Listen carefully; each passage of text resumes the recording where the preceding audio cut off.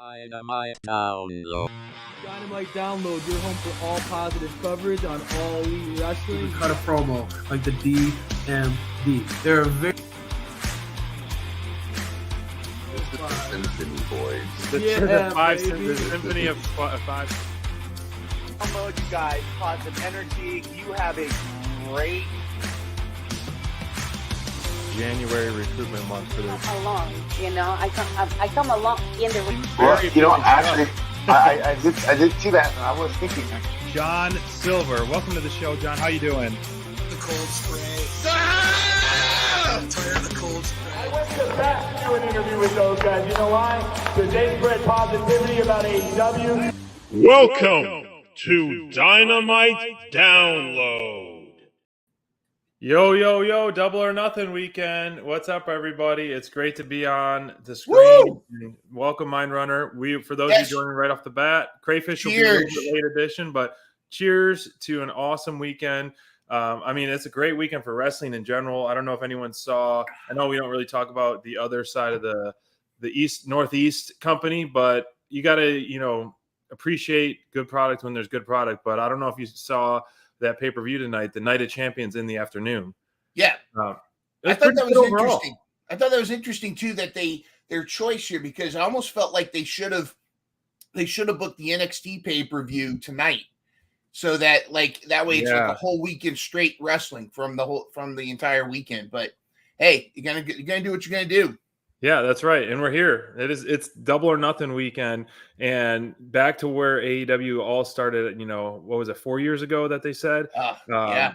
It's incredible the journey that they've come, and this card, early on, obviously the Four Pillars was kind of like the writing in the sand early on. They were planting those seeds, and then they went away from it, and then they threw that stipulation in with the tag match.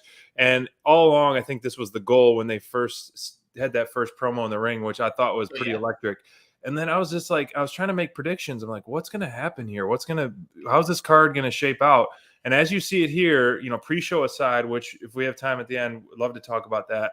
How do you think this card is shaping out overall? Well, leave it to Tony Khan and AEW to wait to the last minute to produce awesomeness. and I think there's a lot going on that we don't know behind the scenes. Injuries and everything. I mean, we're going to talk about the Jamie Hayter Tony Storm match in a little bit, and how sometimes it's like a wait and see with certain situations. And plus, I think there might be the philosophy of you sprinkle in some main matches earlier, but then you wait to the full reveal the week of, so that you can generate the hype going forward. And you're absolutely right. They planned that four-way Four Pillars thing, but they needed to stretch it out a little bit and take us for a little swerve ride, stretch it out, and give us that little swerve, the little juke. That's one of those things that's like a love-hate with me. Yeah. How do you feel about the lack of matches announced that far in advance?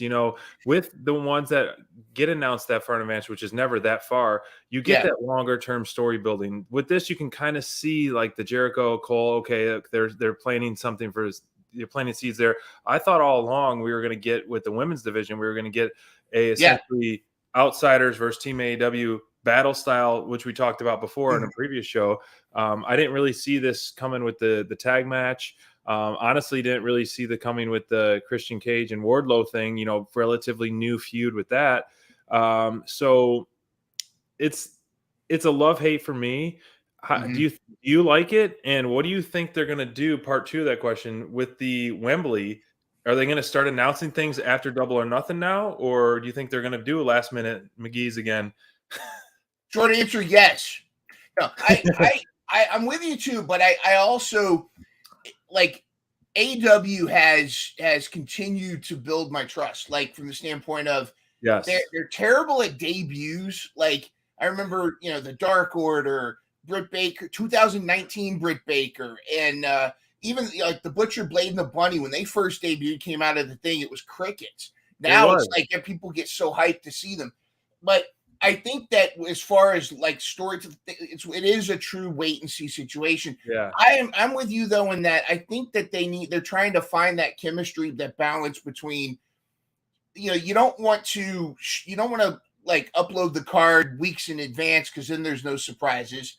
and you also lock yourself into certain situations where an injury or something might happen, or there might be they might swerve. In some cases, they might even be listening to the fans and say, actually, let's do this. Like finding out which feud is getting more momentum. If the Keith Lee and Swerve feud got more heat than, say, one of the other feuds, then maybe that would be a higher place on the card. So I think there's a lot of creative decisions. There's probably a lot of stuff we don't know. But yeah, I wish that they would, in some cases, give us a bone. Don't just be vague and wait to the last minute to announce some of these things. Right. In the case of the Outcasts versus the OGs, though, I think this is the beginning of a huge feud, a long-term. I hope so. Saraya said it herself. She even said it herself in a recent interview that she's really happy where the direction the women's division's going, and she's really excited to be in. And she said like a long-term feud. So using those words, I'm thinking that's where they're going. And it's one of those. I mean, we'll dive deep into that whole thing in the match or the match itself, which I was a little surprised about. I guess it depends on ticket sales. If they're selling their pay-per-views enough, they don't need to do that. Or if their pay-per-view buys are enough, they don't need to do that. But Wembley Stadium without even a single match. I mean, that's a testament to the product itself and the roster itself, which is absolutely amazing. It's great to hear. It's great for wrestling. I can't wait to see what that is. And it's fun, texting with a couple that are fans, which we should get you on the group text and just, dream card of Wembley of like what's going to happen and things like that. That's a whole nother thing. Like what needs to happen to really make a huge impact. But I felt like a couple of these matches were just kind of like thrown last minute. You like Dynamite and Rampage, you get these like kind of last minute things and almost just as fillers, which is unfortunate. It's almost not fair to the people who get those filler matches. Like, yes, you're on the pay-per-view, but it's not like you're not getting that build that, let's say the women's match got, both women's matches got. You're not getting that mini build of a lot of the other ones. But, Revolution last pay-per-view, Full Gear.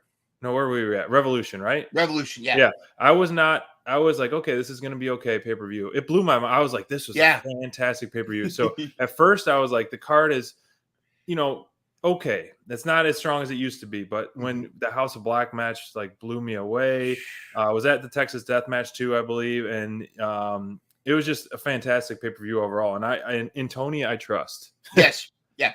And I think they're finding again, we said it earlier, this is their 4th year anniversary.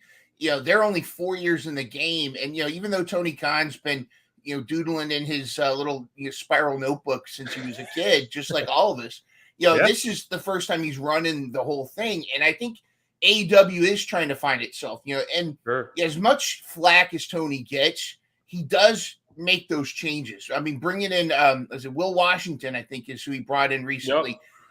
Just his first couple weeks, you can almost feel, and I think it's less to do with like Tony's not as good as Will Washington. I think it's more like Will's taking stuff off of Tony's plate creatively, and that's allowing for more stuff to breathe. So I think they're still trying to find themselves. Like we've talked before, last time it was with the Dukes, we talked about how sometimes there's too many matches, and it's like, and now they're trying to find that balance, like how many matches is enough. And try to find that happy medium. So I'm also in Tony we trust. I think he knows and his team and the whole crew. I mean, they brought me back to pro wrestling. AEW 4 years ago brought me back to pro wrestling. So I'm exactly there with you too. And I went through a phase where I watched it a ton as a kid, went away from it, but then this company is the main reason that I'm back to pro wrestling and so involved in it. And it kind of spread too. Now that I'm so invested in AEW, other people are telling me in different ears, like, check out the product, check out the bloodline, check out this. This is such strong storytelling. And so I'm starting to dabble outside. I was kind of just laser focused, especially with Dynamite Download of AEW, and just so invested in it and still am. But it's also just opening my eyes and me exploring more wrestling in general. But, I want to talk about one of the matches that kind of was little bit thrown together to kick things off. The Blackjack Battle Royale. So this is one of those where it's like get bodies on the card. I'm a huge fan of battle royals, period. Same. So And this is the first time a belt has been on the line in a battle royal. It's always a stipulation and getting a shot, getting this, getting that. But to have the belt on the line, I think that's a smart and a more fun as a fan to give you instant gratification. With 7 titles on the line, it's one of those things where which belts change hands. And so we're going to talk about that, dive deep. To me, okay. Do you have a pick for this one? Well, I have a pick. I also have some thoughts on what's going to happen and why. I'm going to get out my notebook so I can make sure we all have accurate picks for our bingo cards. I did not consult Full Tilt Deb on this. So this is not golden because Full Tilt Deb she's got the gut, the Kavorka or whatever that knows what's going to happen.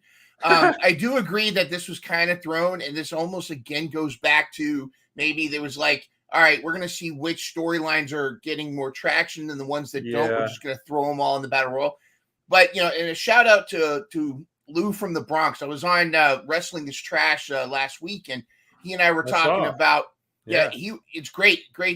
Check them out. But subscribe to Dynamite Download too if you're not already. But it's he and I were talking about how it's really hard to screw up a battle royal. The only way you screw it up is when you got a bunch of guys in the ring and nobody's doing anything. That's when it gets stale. But the format of the blackjack battle, or the casino battle royal, it's close enough to a Royal Rumble that you're going to have those constant surprises. Yeah. But it's not just this, just a battle royal and people start getting thrown out. And I think there's going to be a lot of cool stuff. Mm-hmm. You've talked about this. There's the brain, the heart, and the gut. My brain says Jay White's winning this. Ricky's going to almost win, but Jay White somebody's going to cost Ricky the chance, what have you. My heart says that I want either Ricky Starks or honestly, I want Kip Sabian to get his props. He's Kip's the forgotten pillar. Okay.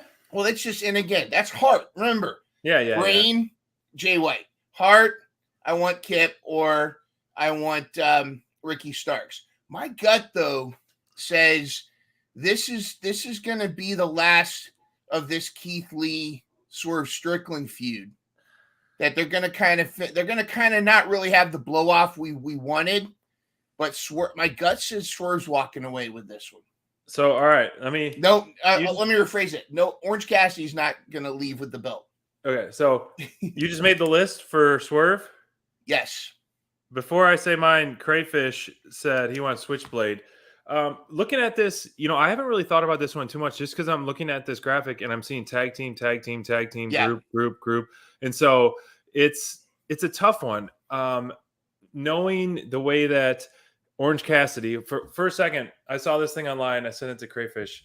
We have to acknowledge Orange Cassidy. Absolutely. Acknowledge him because him with your half-assed thumb. That acknowledge something along the lines of him having almost the same amount of title defenses as Roman Reigns, and like a fraction of the time. And it was like everyone should acknowledge him. And I thought acknowledge the tribal fruit. Acknowledge the tribal fruit. I'm telling you, I love it. 1,000%. He deserves his flowers. He has shut up so many of his haters, even the ones that still hate on him. They have to admit, and it's not cup of haters. A cup of they're drinking from the cup of haterade. But you got to look at all of his matches. Now, on top of that, he has people like Shibata, Will Ospreay singing his praises. I mean, you don't get people like that singing his praises unless you're good. And that's been the gimmick the whole time. Orange Cassidy does the pockets thing. He does all that goofy stuff, but the dude can go, and he's proven that. But I think dude's injured, and I think this is a way to get the belt off of him without him really getting the visual pin. This is I'll be honest, at this point, I'm kind of over Orange Cassidy. That being said, I agree what you just said. And too much vitamin C. I think too much vitamin C. If he does show in the ring, if he leans a little less gimmicky and kind of separates himself from Danhausen, separates himself from best friends, and focuses on his, fan favorite gimmick, the music, the thumbs, the pockets. Like, that's fine for a while, but once he gets going and rolling, like, he can go. And I know Tony loves him so much, and it's like a perfect way to start Dynamite, but it's like, I think it's getting a little stale for me. I know that's not the average fan thinking that. And of course, the people in the live audiences are loving it. Getting a little stale for me. And this is a perfect way for him to lose the belt, but not really lose the belt. Yeah. And I would love for Swerve to get some gold. The guy, it's one of those. I mean, you talk at the end of this podcast, we talk about if we have Swerve with a belt, Christian Cage with a belt, and MJF with a belt, those are the top 3 heels, I think, right now in AEW. Yeah. And that's always fun for a babyface to chase, especially a really, really good heel. So I just don't know if this is the belt for Swerve. I want maybe bigger things for him down the line, but I really don't see a true winner. But I would love for Swerve to win. That's the heart. And, well, I mean, honestly, it's going to be Switchblade. It's going to be Switchblade. Switchblade's going to win, and he's the heel that you want because they've got to give the Bullet Club gold a little more than just the Juice Robinson to have some clout. Wouldn't you agree? All right, so you're convincing me. I'm gonna make the list with Switchblade, and you know what? That's a good point because it's also going to set up programming where Ricky and Orange Cassidy could team if they could for a little program, just kind of a segue, and then move out of that. And Switchblade is an international guy. You look at the card here, not many people in this other than obviously the Lucha Brothers, Bandito, and who's that other one in the back there? But they're, technically international. So it's nice to have an international ambassador with the international title there. I gotta have one gripe with this. And it's actually, there's 2 gripes, but there's one, it's all together. And you brought it up earlier. It's easier to say who's not winning out of this crew. Can you bring it back up? Yeah, sorry. No, it's right. I just want to point something out. You're right. If you look at the group here, like you said, how many tag teams are there? There's Butcher and the Blade. There's Lee Moriarty and Big Bill. None of them are winning. Love Best Friends, they're not winning it. Ari Daivari is probably the first to get tossed over, followed by Tony Nese. Love the Lucha Brothers, but let's be honest, their focus is going to be the ROH tag team titles. Maybe Butcher and Blade and them have some kind of like clash in there and set up. Not yet. That I would say that if they were building a bit of a story, if like Butcher and Blade were bickering, that would be a story. Dustin's not walking away with it. Keith Lee's not walking away with it. And, as much as I love Kip Sabian, it's not going to be him. And Brian Cage, he's part of, he's the Mogul affiliates. He's got the trios. Swerve is who I want to win also, but the brain, it really breaks down. The only people that make sense to win, to beat Orange Cassidy, if Orange Cassidy is losing, is either Jay White, Ricky Starks, Swerve Strickland, and that's really it. I don't see Bandito or Commander or any of those guys winning. So that would be a shock if someone else did win. Oops, sorry. There we go. There we go. That's what I want. It would be a shock if White, Orange Cassidy, Ricky, or Swerve didn't win. Like those are the like you mentioned. It's just there's still meat on the bones. I know you said it could be the end of it, but I still think they're pushing for the meat on the bones with this, putting Cage and Swerve in there, not just Swerve, with Dustin and Keith Lee. Yeah. It's such a hot and cold feud. I think they just need to have just end it soon. I have one other major complaint, but again, something might happen tomorrow. There's no surprise entrant. There's no blackjack. Oh, I counted the guys, and I was like, oh, I know you need the Joker. You need a Joker. So unless somebody gets tragically injured in the backstage by a Redeemer, perhaps, somebody injures him backstage, injures somebody backstage. We live for those. The battle royals, that's the other part of it, is that surprise Joker or that surprise return or that surprise debut. I mean, at this point, I'll even take a Bray Wyatt at this point just to have a surprise, you know. And maybe I'll regret. I kind of regretted saying that as it came out, but still, I mean, anybody just at this point, kind of something. It needs a little something more. But again, you can't screw up a battle. It needs a little taste more. It needs a taste.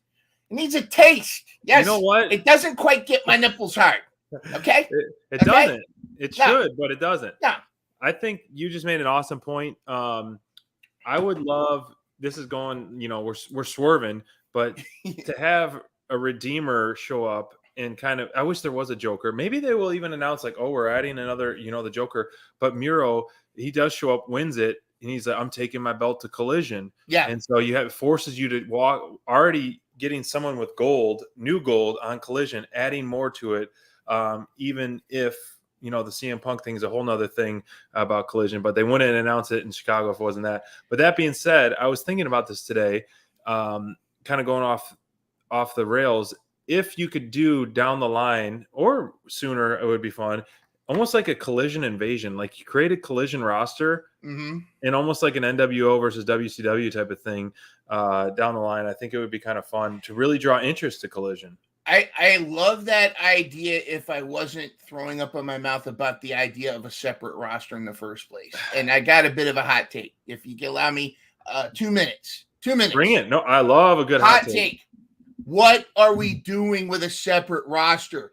Is this your solution, Tony Khan? That, I'm not going to intervene and try to squash beefs. I'm just going to put all the wrestlers that don't get along with this locker room in another locker room and call it Collision. All right, so we're going to have the CM Punk and everybody else. And as much as I love her, Thunder Rosa should be arm in arm with Britt Baker in the locker room. They need to squash that. And I think that's a problem.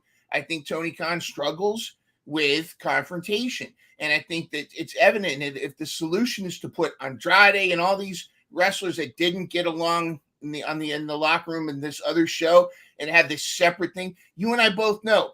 I don't watch WWE much, but I pay enough attention to know what's going on. And one of the most, just every time I've tried to watch the product, whenever they do this brand split, it's aggravating, especially because they don't even follow their own rules. I heard, was it what's her face was on Bianca Belair's on SmackDown with the Raw Championship. You know, that's weird. There's no rhyme or reason to it, and so I think you also handicap yourself by having a brand split.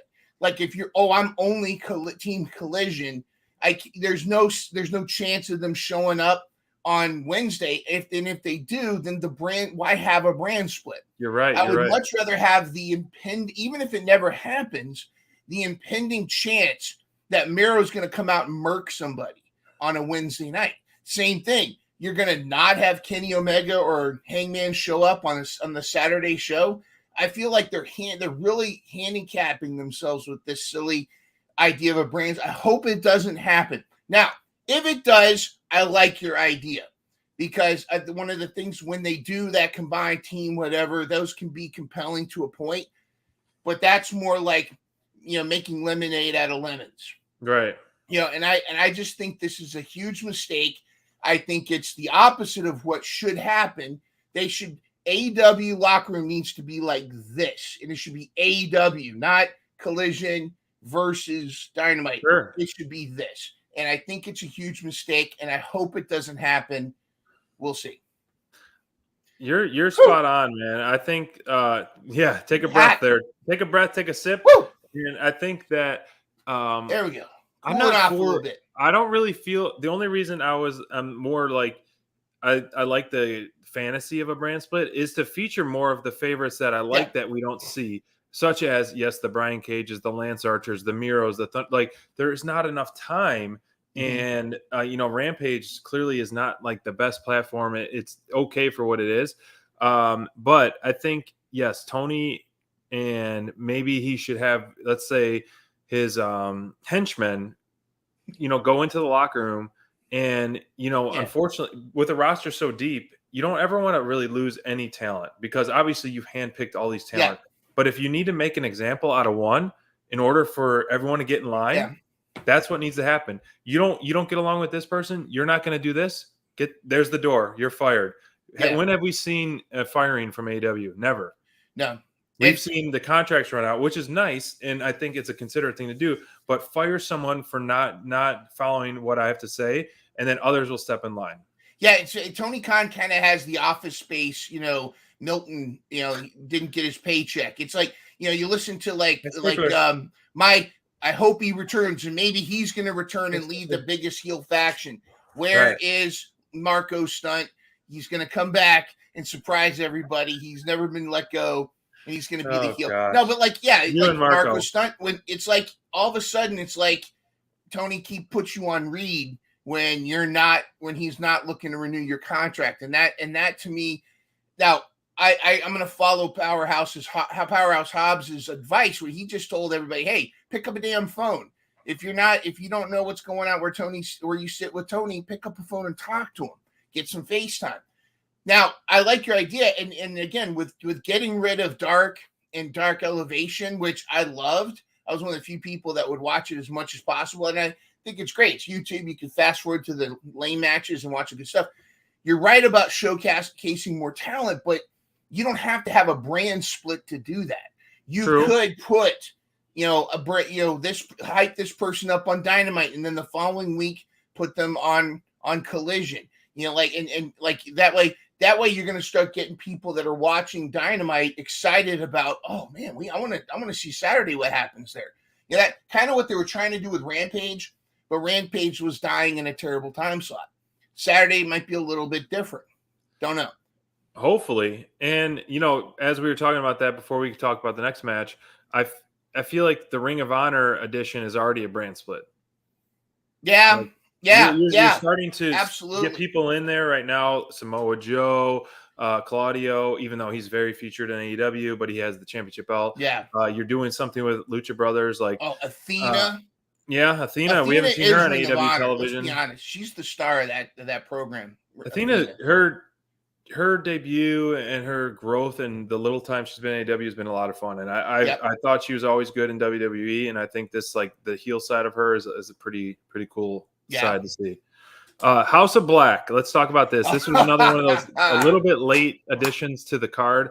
That being said, what they've been doing as of late with their open house challenges, I think it's fantastic what they're doing with the Trios belt. I love the aesthetic, the look of it, being able to dealer's choice, adding different stipulations. This is what you need to be original, to spice it up. You have the tag team belts, you have the singles belts, to make this Trios belt really unique, even though they had a couple squash matches essentially. I think it really helps it out. Clearly it sounds like the Acclaimed are going to feud with them. Unfortunate, because these are two teams that are awesome. And I don't see the Acclaimed dethroning these guys or any trios dethroning them anytime soon. But AEW is doing a good job at planting the seeds. The announce team is doing a good job planting seeds, the trio's this, trio's this, trio's this. And so especially House of Black as well, talking about how that they any three contestants can do it. So I feel like we're going to get a few of those wild cards coming up in the next few months and be like, here, you, just a random trios thrown together, not just a true trio. So there's no way. My pick on the list is House of Black, even though I am a daddy ass and an Acclaimed mark.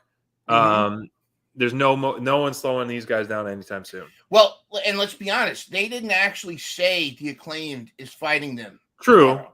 And that's smart, because exactly what you just said is, if the Acclaimed took them on right now and lost, that's all that momentum's gone. It's like, unless it's some crazy, they spit in daddy ass's eye and he has to wear an iPad, whatever. That's tired. I think there's going to be a trio we're not expecting, and it's not necessarily going to be like some major trio. It's not going to be the Undisputed returning. I mean, that would be kind of interesting if Kyle O'Reilly and Bobby Fish show up with Roderick Strong, but I don't think it's going to be like that. But I think it's important that they do. They this is lightning in a bottle.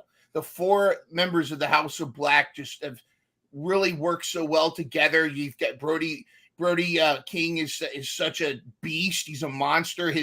When he just chokes somebody out over the rope, it's insane. I've never seen that done, and I think it's fantastic. I think it's great, and I think that's I think this is the beginning, and so we may see the Acclaimed at the end of that, whatever this match turns out to be. Plant the seed for Dynamite. What's that? Plant the seed for a Dynamite so it can be a more showcase match. This match, unfortunately, I think is going to just get tossed in there. I hope it can. As we saw last pay-per-view, it stole the show in one of the matches that did. Tremendous. I hope that they do maybe stretch out this Acclaim just a little bit more, just because so they can benefit on it. Sorry to cut you off on that. No, absolutely. You and I are thinking the exact same thing. I hope they stretch it out. They'll probably do something on Daddy Ass will probably get injured or sprayed in the face, and there'll be some kind of stuff going back and forth. But I think they're gonna play this out over the summer all the way to All In or All Out or All In. All Out.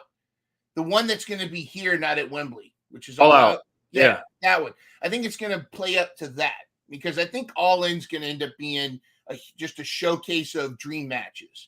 Whereas All Out should. I mean, you have a stadium show you're the biggest gate ever. You need to lean into, as Excalibur says, give the people what they want. Yes, got to give the people what they want. So yeah, this one it's great. They're on the card, and I think that it's going to deliver, and hopefully it's one of those, aesthetically cool matches. I mean, their entrance alone is worth the price of admission.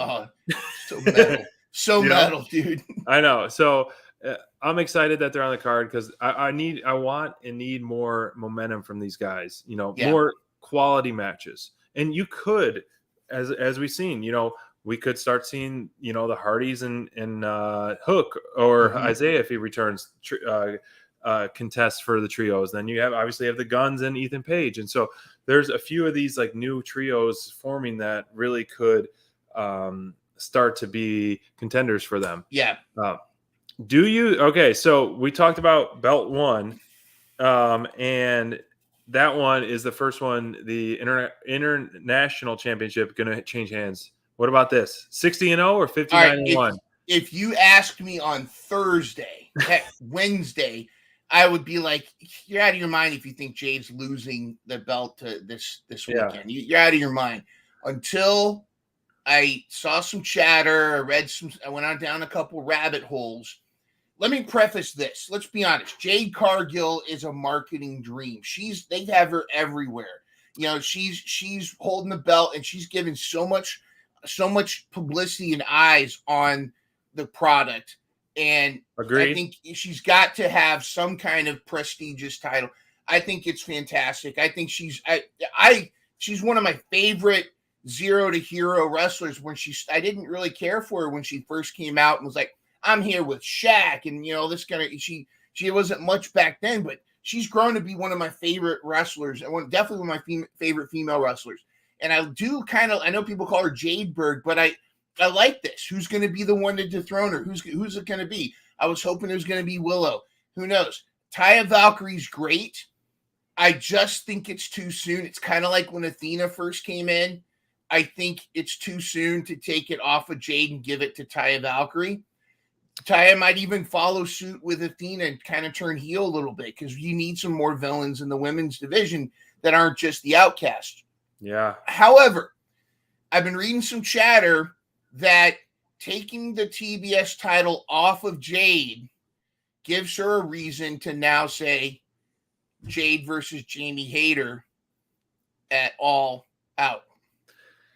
That would be a battle of the beast. That would be the battle of the Goliath. But at the same time, well, as we'll talk later, what's Jamie Hayter's status looking like with some of the chatter online about, work or not work and injury? When Taya debuted, I felt like this momentum was really good, and I considered it. I was like, when they went face to face, I'm like, okay, Taya's bigger than I thought. And I happened to see Taya at a house show, whatever Zack Ryder's company is. I went and saw that in October last year, and she was there, and she fought a guy and she beat him up. And it was cool. Chelsea Green was there, and now seeing these people that I saw in a show of, whatever, 80 to 100 people that are now being on the big stage as they deserve You put in the work, and then you hope it gets rewarded as it should. But I felt like this kind of fizzled, even though they already had a match, and I felt like this feud kind of fizzled out a little bit. That's the problem to me with Jade. It's like she's so awesome, but for a while she was being featured there for a while, even with her open challenges and kind of squash matches. But I felt like the past few months it hasn't been that much momentum, and I feel like this is the wild card that AEW has to kind of counter, let's say, Roman's streak, whatever. She's been the champ for 500 days, 60-0 coming up. And so I think you keep doing that until, as I've said before, Statlander comes along and could be the really one. Like, I think that would be one. I like Taya Valkyrie.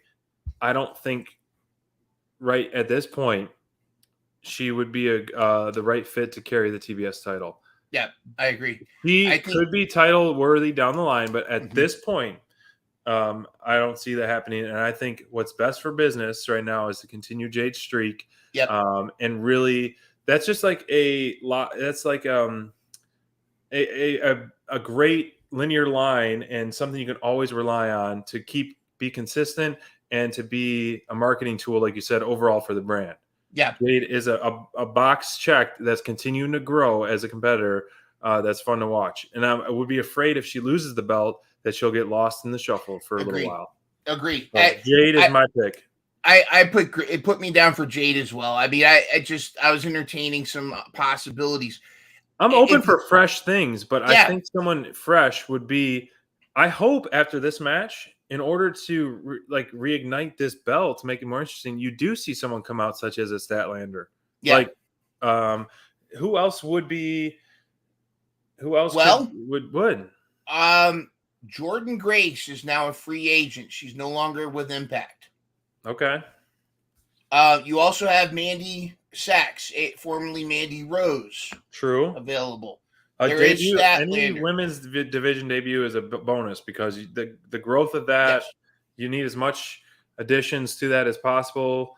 I hope there's something that happens after this match. I hope it's not just like an 8-minute match and done. I think you need to really, the story's already there on the other side. The Outcast, whatever happens at that happens, and the story's there. This you need some meat and bones after the fact for this. I think AEW was very lucky to get Taya when they did, because without Taya Valkyrie, there's nobody for Jade to face right now.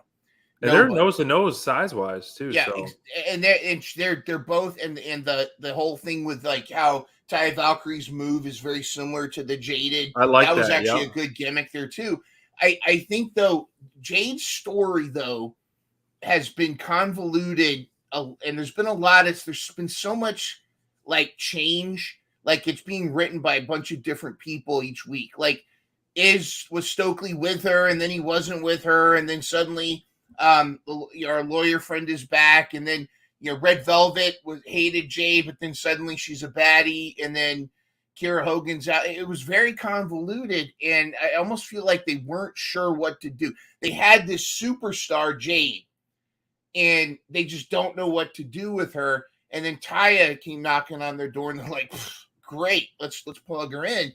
Right. But I think a lot was probably. I think a lot of people agree. I think you and I agree is that the original plan probably was for Statlander to feud with Jade, and when Statlander got injured, that fell apart. Now, down the line, I feel like instead of being some new hire coming in to beat Jade, I think that's great for pop and buzz, but I would rather it be either a Sky Blue or a Willow who has cut their teeth, has earned their way.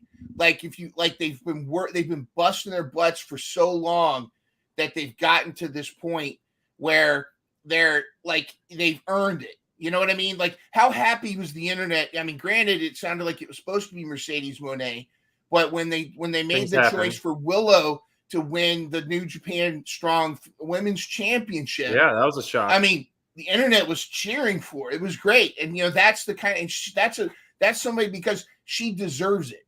I think eventually down the road, having somebody that's been in this game for so long, The only other person I could see that we could see earning a shot, as in has built enough time, is 3 letters. DMD. Does she take Imagine get away that off of that? Yeah.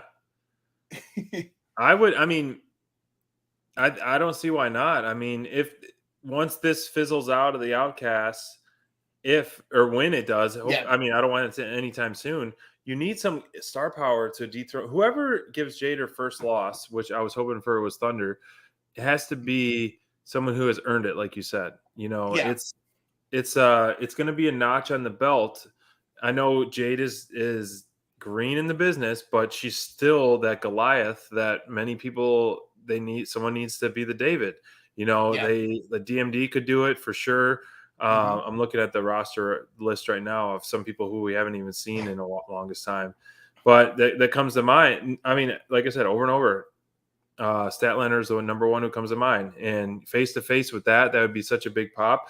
And you have, especially if some of your other belts are going to be starting to change hands to heels, then you could have a red hot baby face in Statlander with an awesome return, get that belt. And let's be honest, this is Double or Nothing. This is not Battle of the Belts, so there will be some belts changing hands. Because I hope that. I mean, I'm always for belts changing hands if it's good for the story. And this one still. There's still every time I see a Jade match, I feel like it's a lock. Jade's a lock. Jade. Yeah. But I really hope, crossing my fingers, we get some kind of seeds planted after this match. Absolutely. I have to talk. All right, let's move to the unsanctioned match with the special enforcer Sabu. Chris Jericho versus Adam Cole. Baby. This one, you know, I was thinking about this today and a lot because I kept going back and forth. My guy Jericho, who's on my Mount Rushmore, it's hard ever to bet against him. And I had to look up his match list. I'm like, this guy's been losing a lot of matches. He's been getting a lot of L's. You're right. It's to some people, you know, obviously, like I'm for him doing the job when the job is there, big picture and seeing things. So he's been getting a lot of L's, actually after being the Ocho for a while. And this one, I'm so torn because to me, Adam Cole at this point, in terms of a standalone guy, I think is probably the biggest baby face. And I think to give the people what they want, you got to have him win. I mean, and on a card that we're looking at with a lot of, you know, I think heels are going to happen. Heels are going to, you know, come out on top, mostly versus babyface. And I hate saying that as the resident babyface. I feel like this one has to be Adam Cole if you're going to continue to push him. If the writing is in the sand that could be potential in line for a feud with MJF, which I'm all for. I think that would be a great fit in terms of size-wise, you know, charisma-wise, and mic battle capability. I think that would be a good next segue for MJF. But you could also, the other side of the coin, Jericho winning and setting up let's say, Kyle O'Reilly return and kind of a team match as a next segue feud. And then after the team match, move on to MJF stuff. That's the only way I would see Jericho winning, is if you do have that, or there's a double swerve of Sabu helping out Jericho beating up Adam Cole. So I hate betting against Jericho just because I love him, but it's really hard for me to see Adam Cole lose with this card in my predictions and what I think is going to ahead of him. So I'm going to have to put Adam Cole, baby. I'm with you on that. And this is not a slam at WWE because it's a great product. I'm not slamming it at all, but but Vince has a thought process that's much different than Tony Khan. If Vince was booking this match, it'd be Jericho 100%. But I think with Tony Khan, they used the All Access show to do a few things. One, to really turn Sammy babyface, which could be a swerve. We'll talk about that later. But they also really they're telling such an incredible sob story for Adam Cole's recovery. I mean, and I don't mean to dismiss it when I say sob story, but you know, that whole story of recovery and everything. And it was a little much with Britt Baker going, Austin. That was a little much. But like they're really building him up as such a good as the man, as a hero. Sure. And so the only way I see this going Jericho is if something really crazy it happens in such a way there's a loss. But I think we're in store for some surprises. I got a feeling we're going to see Kyle O'Reilly return. It seems about time. I mean, it's been on the shelf almost as long as Cole. Yeah. And, like it or not, I mean, he could come in and work for a hot dog and a handshake. Bring Bobby Fish back in, even for just a couple weeks. Not after all the stuff he said. Well, yeah, maybe he'll apologize. I don't know. Whatever. You have your new Bobby Fish with Roderick Strong. Yeah, well, Roderick Strong. Yeah, but I would love to see the image of, and again, we kind of going back to our trios talk earlier. I'd love for the end of this match to be Adam Cole, Kyle O'Reilly, and Roderick Strong doing their pose in the middle of the ring. The Undisputed Era, or whatever they're going to call the Undisputed or whatever. And then that's the beginning of them moving forward and acting as a trio, but also having Adam Cole, what have you. But there's going to be something happens. And again, if the plan is for it to be Undisputed versus JAS, then Jericho's got to get the win here. But it's got to be like one of the most shady ways, like Jake Hager stuffs his hat on him or something. Something happens. It's got to be some shenanigans have got to take place.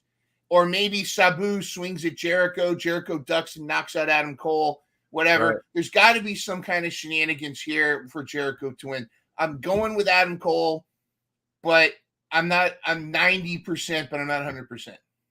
And also thinking about how this kind of started, for Adam Cole not to be victorious after what they did to Britt and leaning into like you weren't there for your girl, and like, so it's one of those things as like, just as like a man, like, oh, I'm sticking up for my family or the love of my life or whatever it may be. So I think it's like the redemption story for that. Like, that's why he's so motivated to get at him. That being said, in typical booking fashion, you have the person who got beat up last essentially win. Jericho was the one with ice cream in his face and all that. It was so funny visual at the end. So Adam Cole's been standing on top, the last few weeks. So I could see Jericho winning. Either way, I think this one could go both ways and would be essentially a win-win. I don't think either one would be terribly hurt with a loss. Jericho always finds a way to kind of reinvent himself and reinsert him into like relative feuds. It's just, where would Jericho go from here? If this is the end, you have to go. It has to be the end. I feel like this has to be the end. Did you mark me down for Adam Cole yet? I can. Nope, not yet. I'm going Jericho. All right, Jericho. Here's what's going to happen. Man, I'm going to kick myself if I don't bet against my guy. Adam Cole is going to have the clear victory. Jericho is about to lose. It's about to get the 1, 2, 3. And then from behind with a chair, Roderick Strong turns on Adam Cole. I've lived in your shadow for years. It's time for me to get mine. Wow. You've never cared about me every time I've helped you in the other place. And that sets up not only Adam Cole versus Roderick Strong. Roderick Strong gets nuclear heat.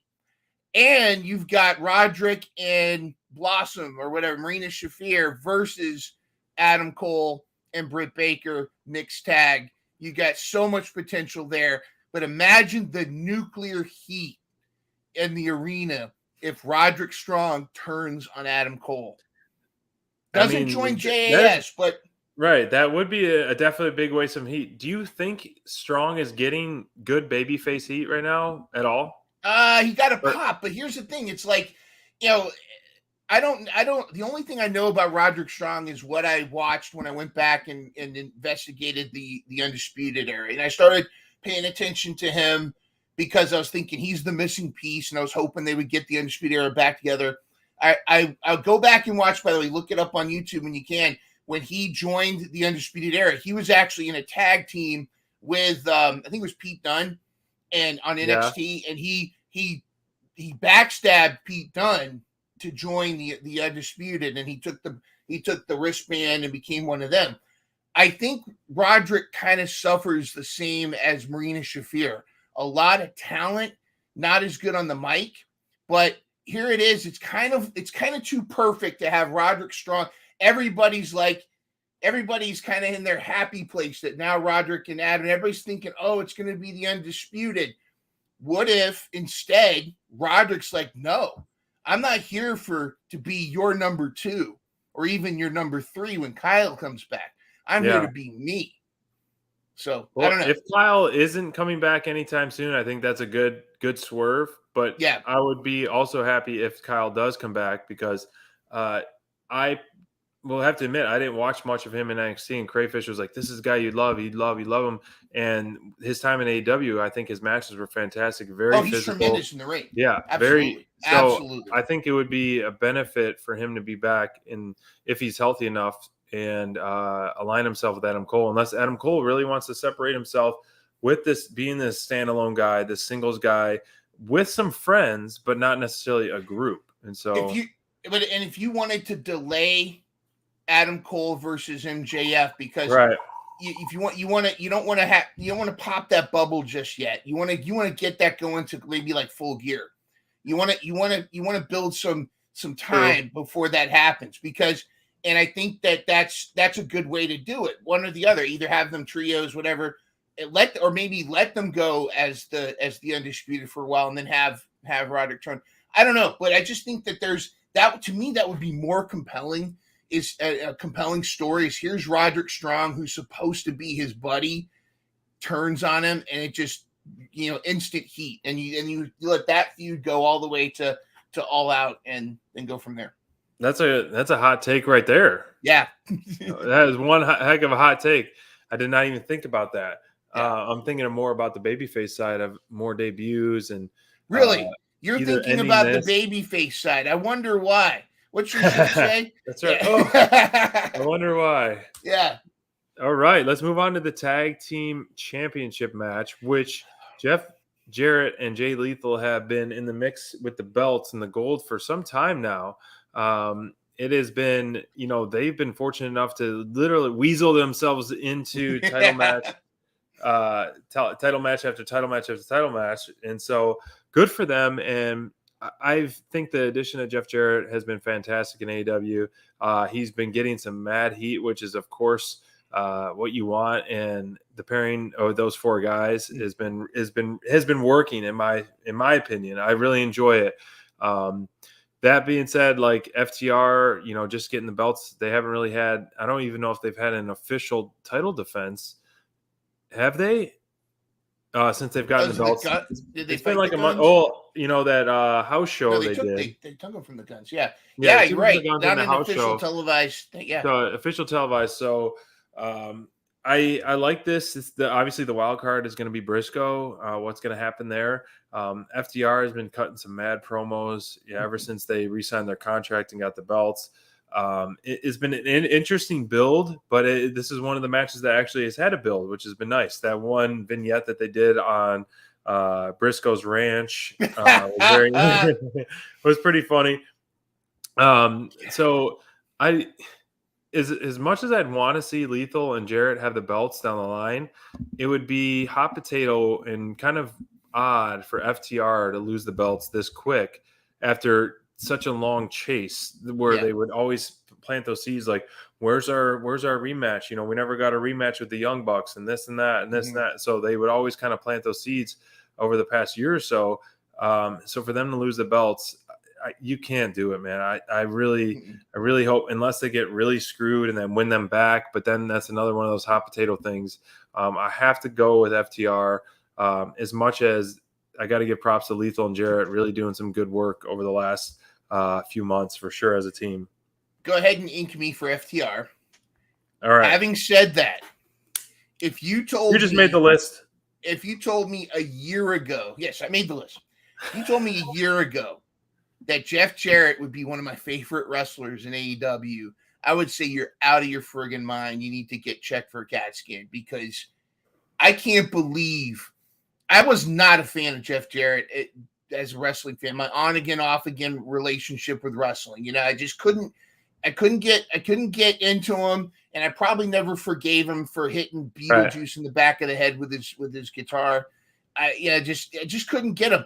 He has been tremendous. This dude and this faction knows their role so well. You're right. Sanjay Dutt, Jay Lethal, Saturn, they know their role so well that they're a joy to watch on TV as the villains. They're in a more Snidely Whiplash way, but also they can go. Both Jay Lethal, Jeff Jarrett, they can wrestle. I mean, even at Jeff's age, great teamwork stuff. Bringing in Karen Jarrett's perfect. She's such a, and I'm sure Kurt Angle I'm sure Kurt Angle's flipping out somewhere, but like, I think that this is definitely a buffer match. They've done a great job building it up, and they did a great job. I think that it was necessary to put some doubts in the minds of people about Mark Briscoe, because if that didn't happen, and Dax was kind of a dick to him on Dynamite recently, and shake my hand. I think that was necessary to really put some doubt on which side Mark's going to be. Mark's going to just be down the middle, but this whole build up for this match has been better than it should be. Like if that makes sense to you, I agree. Yeah, it's FTR's keeping it, but good Lord, Jeff Jarrett and Jay Lethal and Sanjay Dutt and them are just so fun to watch. And they're like a good, consistent heel group that's like deserves TV time pretty much every week in and week out. FTR, I think this is one of those, like I mentioned before, just the card. Like this is one of those locks that's like, a babyface, crowd pleasing match victory. Yeah. Because we're not going to see that the whole card. So some of the other matches, honestly, I'm so torn. There's not too many locks for me. A lot of them, a handful of them I'm thinking about. And I think this one is a good lock just because it's so fresh. FTR, they're re-signing, they're on a mission, they're a focused mission, they're back, they're really, but who do you want to, before we talk about the next match, Dax does look like crayfish right there. Yeah, he does. And that's not an accident. I know that Cray has been, Cray just needs to grow the mustache. Come on. Cray, trust me, I agree. He needs to grow the mustache, dude. We're going to start calling him Dax. We're going to start calling him Cray Harwood or whatever. We're going to Crayfish Harwood. Crayfish Harwood. No, I seriously, and then I feel better. This is more of a lock for me than even the Jade match, and because of that one little bit that's going, is Taya gonna do whatever? Right. But they're tremendous, and this is a good starter for FTR. Right. But I think the next tag team needs to feel like more of a legitimate threat. Like, who is that to you? Good question. Good question. Who do you want to step up? I think it's going to be the Hardy Boys. I think that's like legend after legend, and I think that's. But would you want to save the Hardy Boys for down the line to see if Jeff is clean enough to have another run per se? I think. Here's the thing: you got to fish or cut bait. At this point, if Jeff relapses, he's done. Well, yeah, this is literally this is his 10th straw. So you got to put all your chips on Jeff, because if he blows it, he's done. There isn't going to be the final Hardy tour. I think that this is what they're going to build up to, is Jeff and Matt doing their final run together before they ride off into the sunset. And I think that's what's and that's why I think this is a legitimate. They would be a legitimate threat, because I would be thinking, are they going to drop the titles to the Hardy Boys so that they could ride off into the sunset with the belts, or not? What do you think?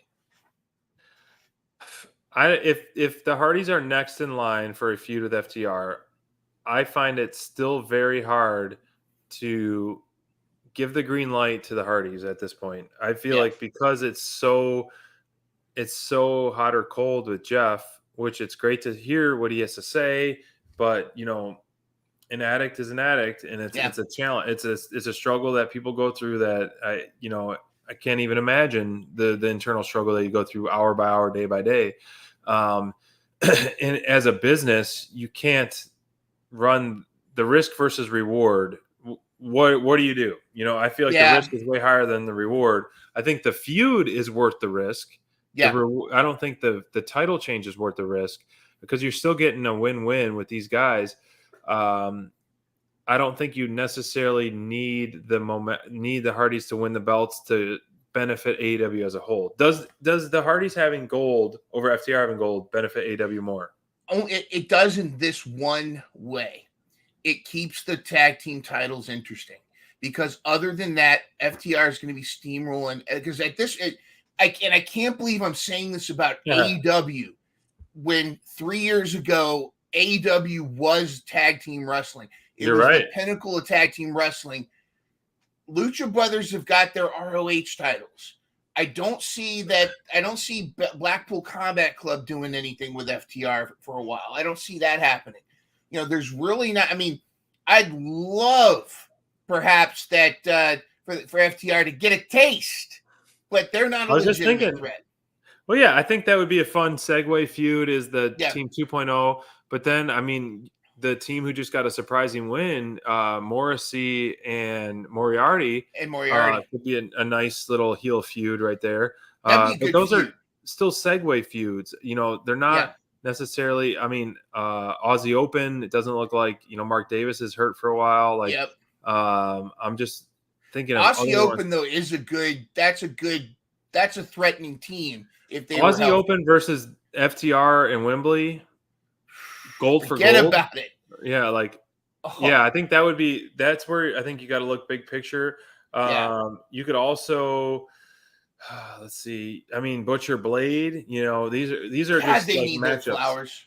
Butcher and Blade need their flowers. Butcher and Blade they need a push, and they have been the last two, other than the winner, in so many battle royals. And watch this. Tomorrow night, Butcher and Blade will be in the final four and then get thrown out. Come on, It's like, let's get some wins there. You're right, though. You're absolutely right. And FTR versus Aussie Open at Wembley, dude. If I don't know the injury, do you know what level of injury yet? I'm not familiar, but once again, I'm going to mark out for Tony Khan. Tony Khan signed Aussie Open, both of them, and he's footing the bill for Davis's surgery or whatever he's getting. I'm going to try to look it up while we're doing that. But we'll switch to one of obviously a fan favorite here at DD, and one of the best heels in the business right now, Wardlow, the TNT champion, versus Christian Cage. And this is another one that I'm going back and forth. Obviously, like, being such a huge Wardlow fan, it's like anything he's in, I'm like, him. But after listening to, I don't know if you listened to the podcast with Tony Khan with the Double or Nothing preview show, they were making some good points about Christian Cage, how he is just like the king of ladder matches, and he's very familiar with that. And on top of that, having the thought of him being able to have that belt and just cut promo after promo each week in, week out, like, which he's been getting some nuclear heat. I think he's been getting more heat than MJF. And it was he's kind of getting surprised. More heat. Yeah. He's getting more heat than when he was talking about Jungle Boy's dead son, or dead father. Dude, they were the boos were so loud, it was like it was affecting the microphone. It was great. Oh gosh. And so I'm still going back and forth with this. It's one of those, it's like, I think this one hurts so much more if Wardlow loses the title again so soon. Obviously he's a 3-time champ now, but it's just like, it would just slow him down, and almost kind of one of those other ones where, like, where would you put him since? Like, I think he needs to be having that title for now.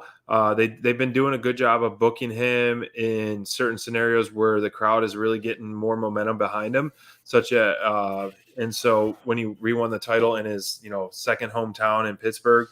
But this one, man, Christian Cage has been doing some outstanding stuff where, like, man, this guy deserves a nice run of something because he really is especially with Luchasaurus coming back too. So that's obviously a huge wild card. Mm-hmm. And the comfort he's been on the ladder, really kind of inventing a ladder match for per se the TLC.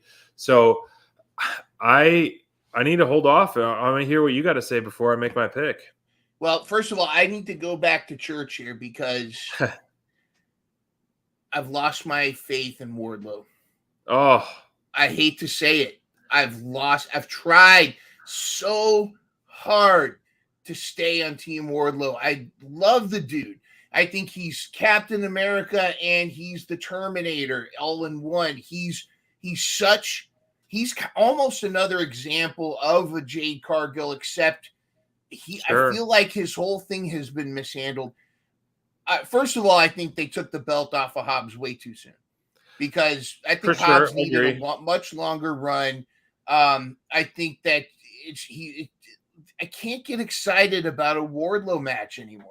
And I'm trying real hard. And I know I'm not the only one. I'm trying, but people are calling him Boardlow. They got to find something new for this guy. That's low. I'm trying. I didn't say that. Right. Other people are calling him Boardlow, not me.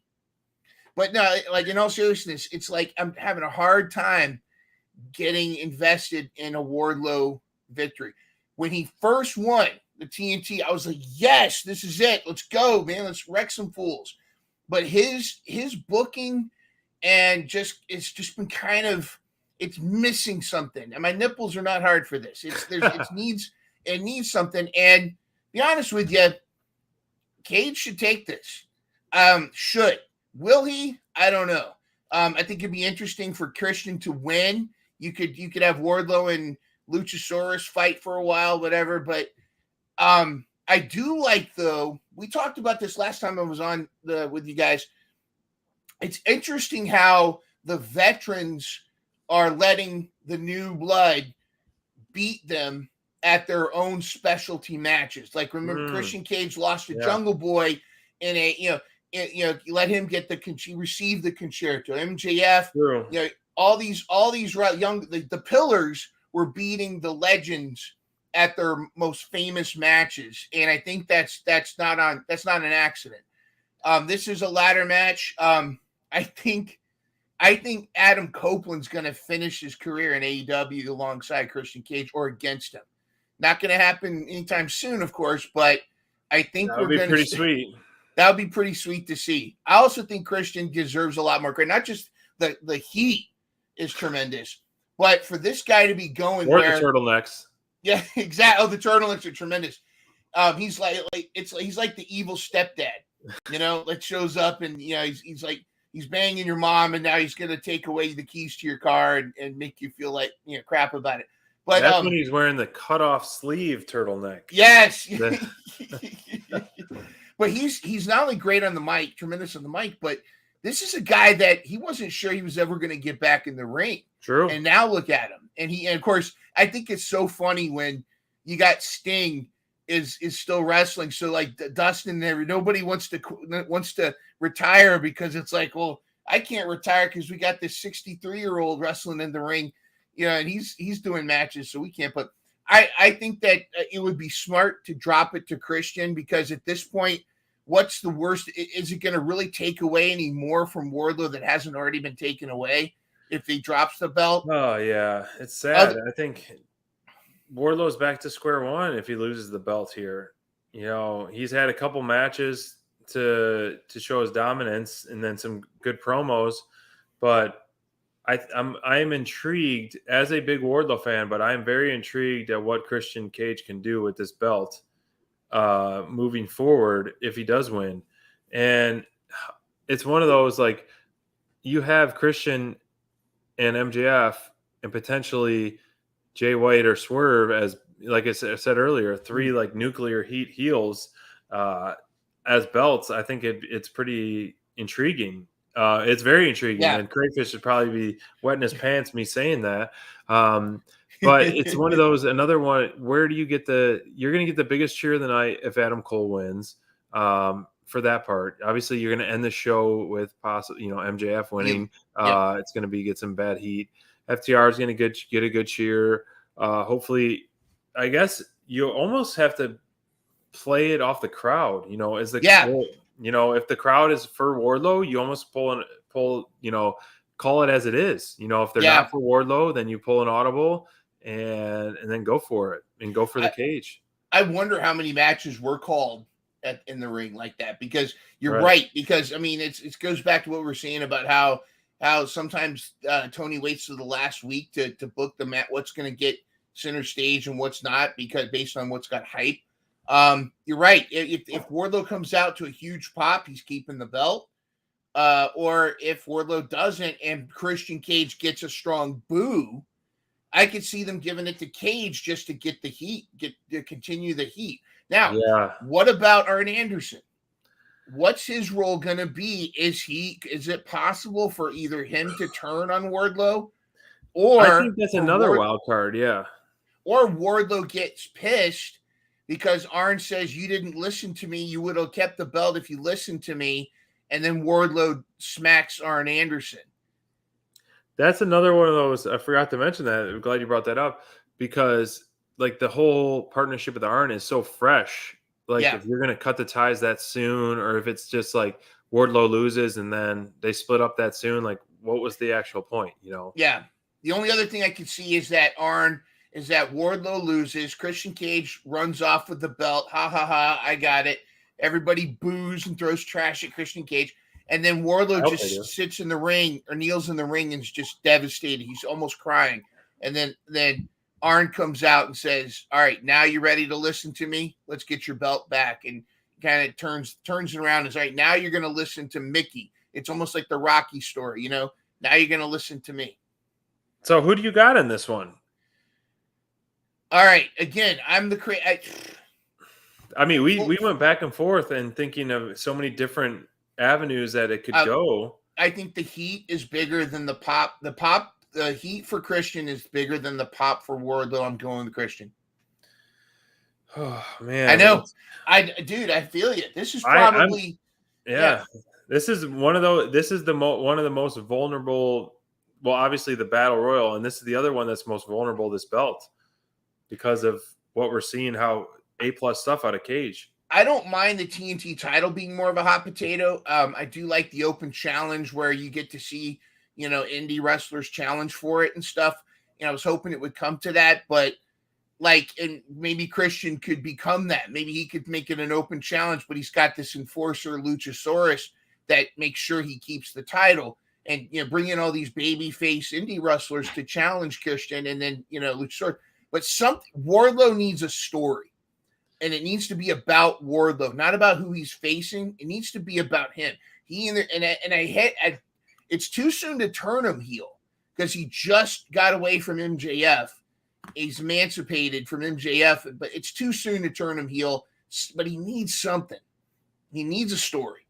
I agree. I'm going with Wardlow because I feel like, I hope that Wardlow will have his moment here at the pay-per-view. And then this will continue a little longer. Then Christian can capitalize on that.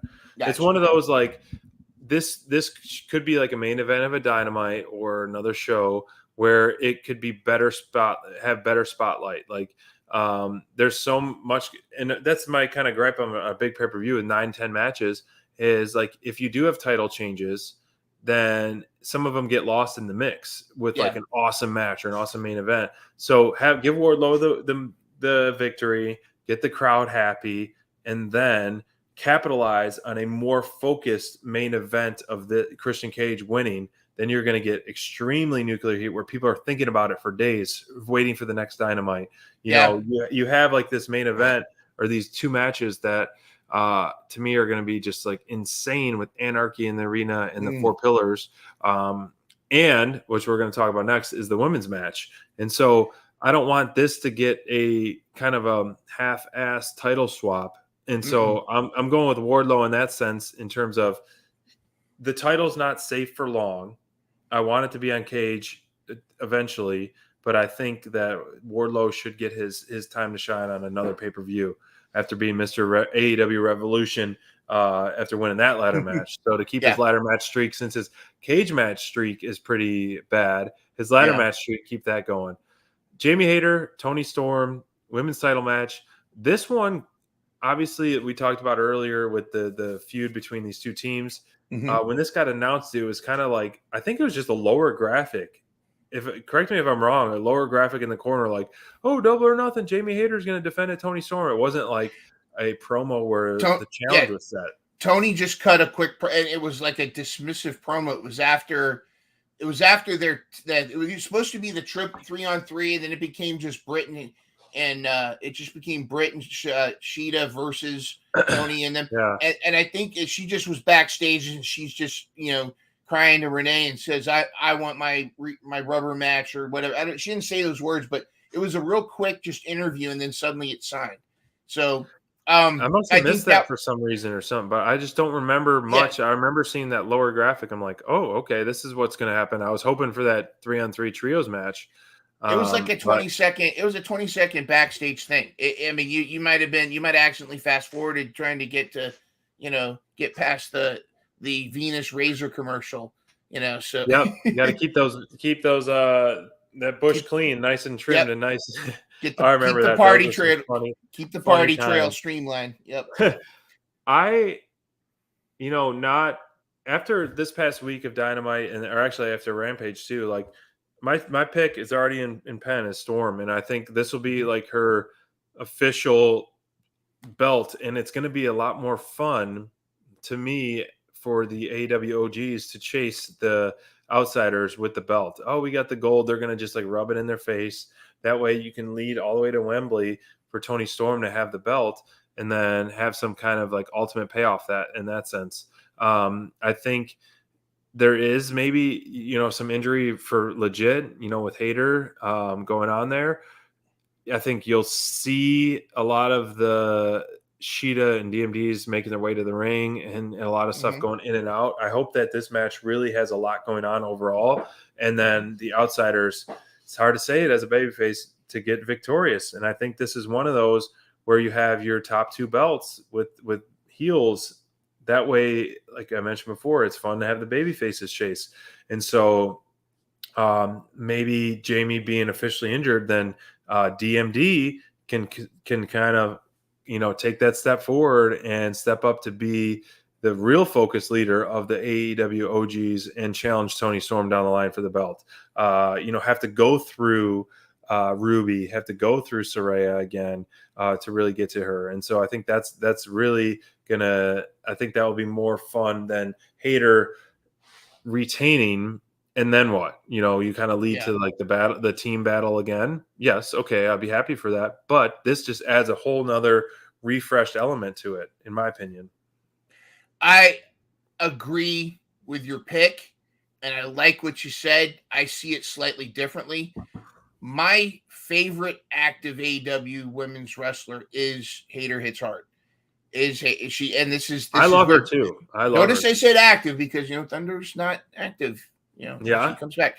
And again, that says a lot because I don't think there's maybe one or two of the female roster that I'm not thrilled about. And even them, I see ways where they could turn things around.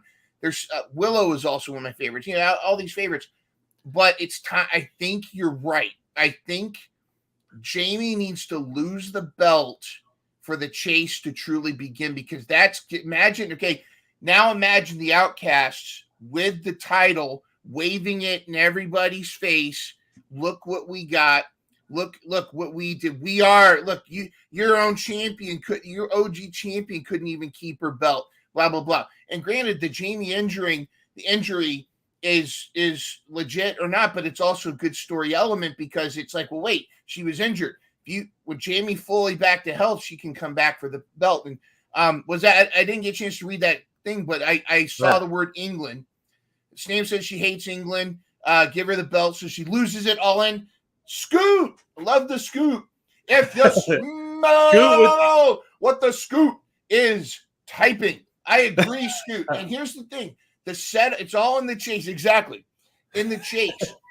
Jamie loses. The chase, they spend yes. all summer doing this Outcast versus OG feud, and then at all out, whatever, Jamie can get the title back. All in, or whatever. Jamie gets it back. Or DMD gets it. Whatever happens. That's where I disagree with you. And respectfully, because and Lord knows I could be wrong. I don't think DMD wants the women's title back. And not after All Access. Right. She said as much on All Access, and I think there's some legitimacy to it.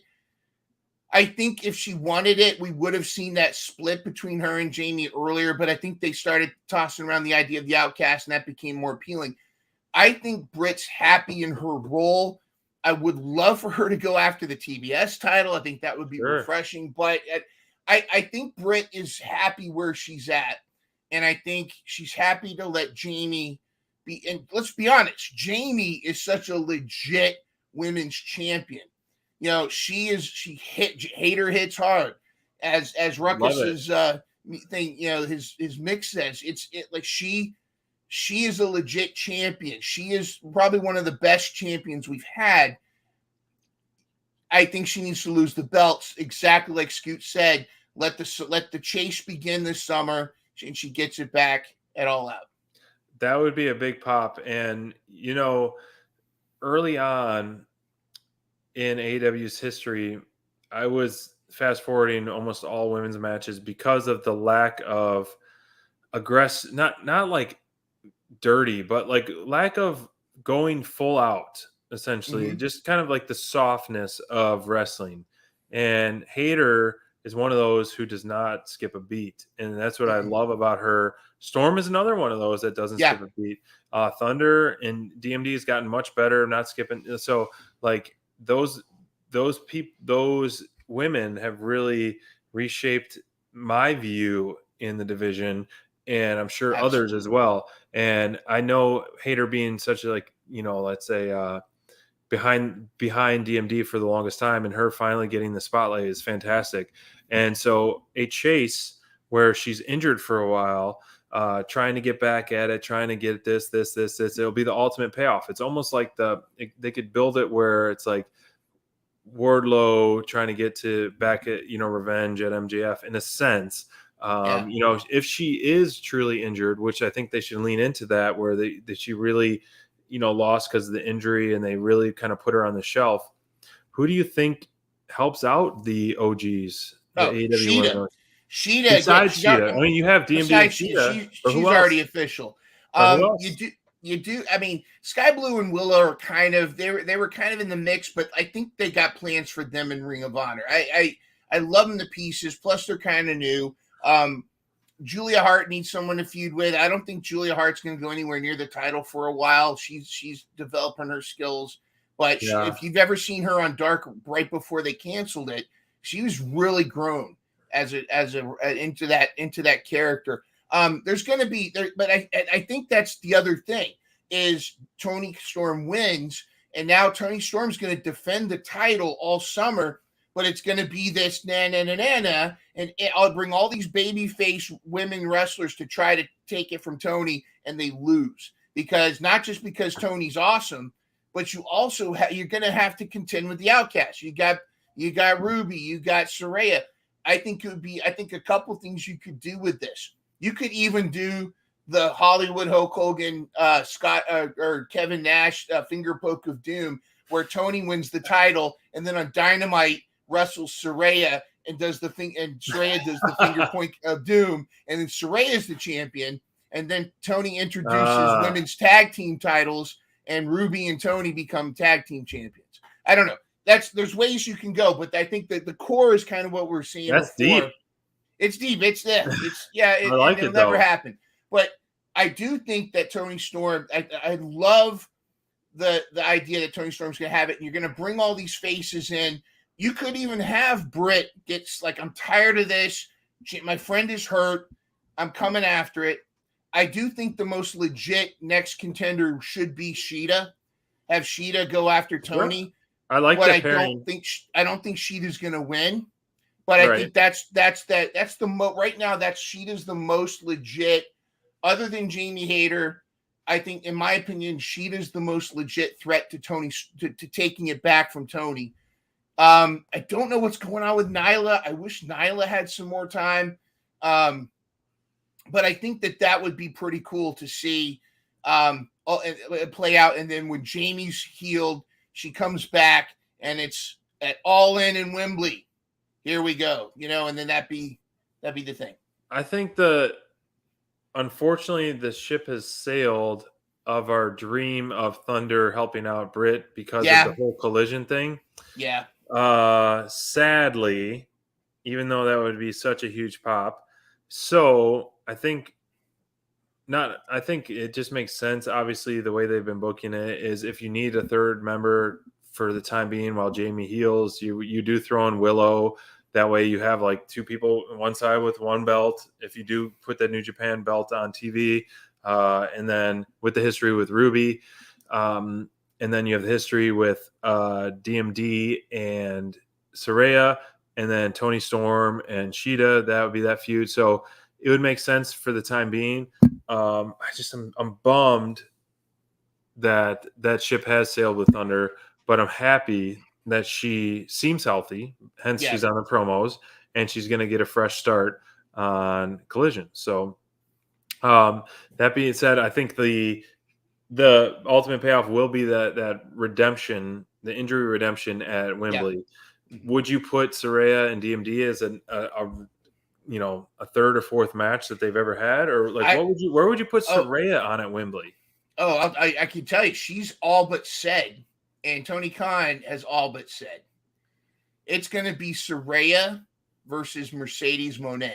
Oh, well, if she's healed, that's what the whole But I mean, let's be honest, it's not going to take all summer for her to get healthy. I don't think. Hopefully not. And if it's not, that reminds me, Mark Davis. I just looked it up. It says he had orthoscopic surgery on his knee to repair a torn meniscus, which can be 1 to 3 month return. So that puts him in time, definitely for the Wembley on that as well. So the Hayter Storm. It sounds like you're picking Storm. Yes, I'm going with the Storm. Yeah. Yes, and just to kind of qualify the Saraya Moné, you're right. If she's healthy, if her leg is healthy, but I think if she is, that's the plan, because Saraya has flat out said that's her dream is to run that back, because it was Sasha Banks, who looks a lot like Mercedes Moné. The boss was the one that kind of drove Saraya into that position, not on purpose. I'm not slamming. It was because accidents happen, and that's one of the things I think people don't realize. Sure. Things are going to happen, but I think that would be that would be so tremendous for Saraya in her home country to have that dream match in Wembley Stadium. I hope, because that is a big money match for sure. Yeah, no pun, huh? See what you did there. That's true. Big Monet match. Yeah. Exactly. So 2 more matches to go. Anarchy in the Arena.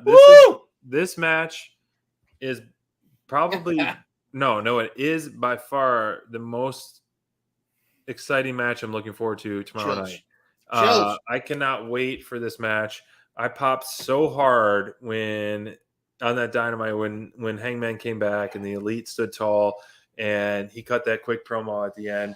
Moxley's face was absolutely spot on. He looked like he saw a ghost almost. He was great. I think Moxley's character work in this whole feud has been fantastic.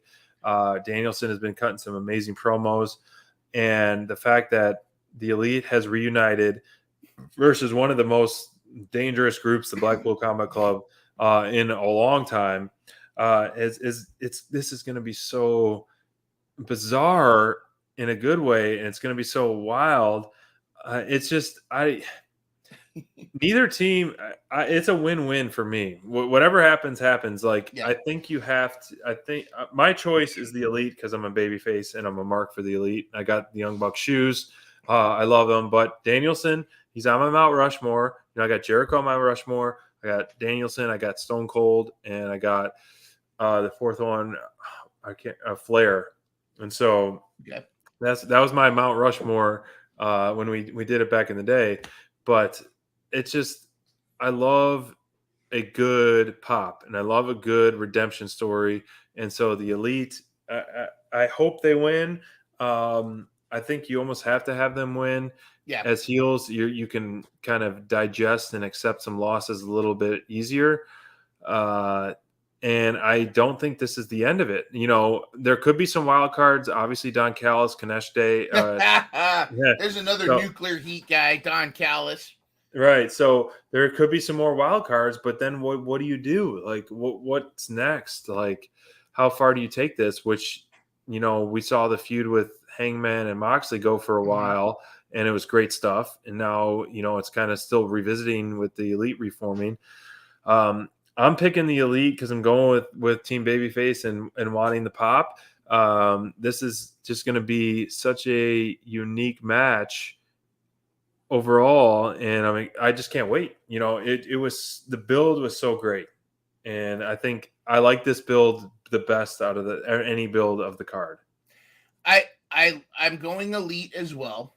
Okay, but let me qualify, because most of the matches that we've talked about, there's been very few that need interference. Like the Wardlow one was the only one stuff needs to happen, but as far as outside interference, extra parties, obviously you're going to have the JAS fight, Roderick Strong and all those people. It's going to be all of that. But in this case, if you just do 4-on-4, then it's going to be the Elite. But you've got Don Callis. You've got Don Callis with Konosuke Takeshita. You've got the potential for Kota Ibushi to show up.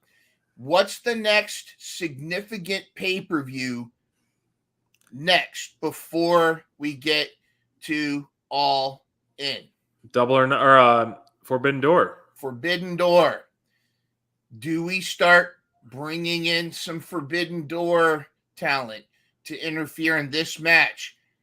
What's going on with Kota Ibushi?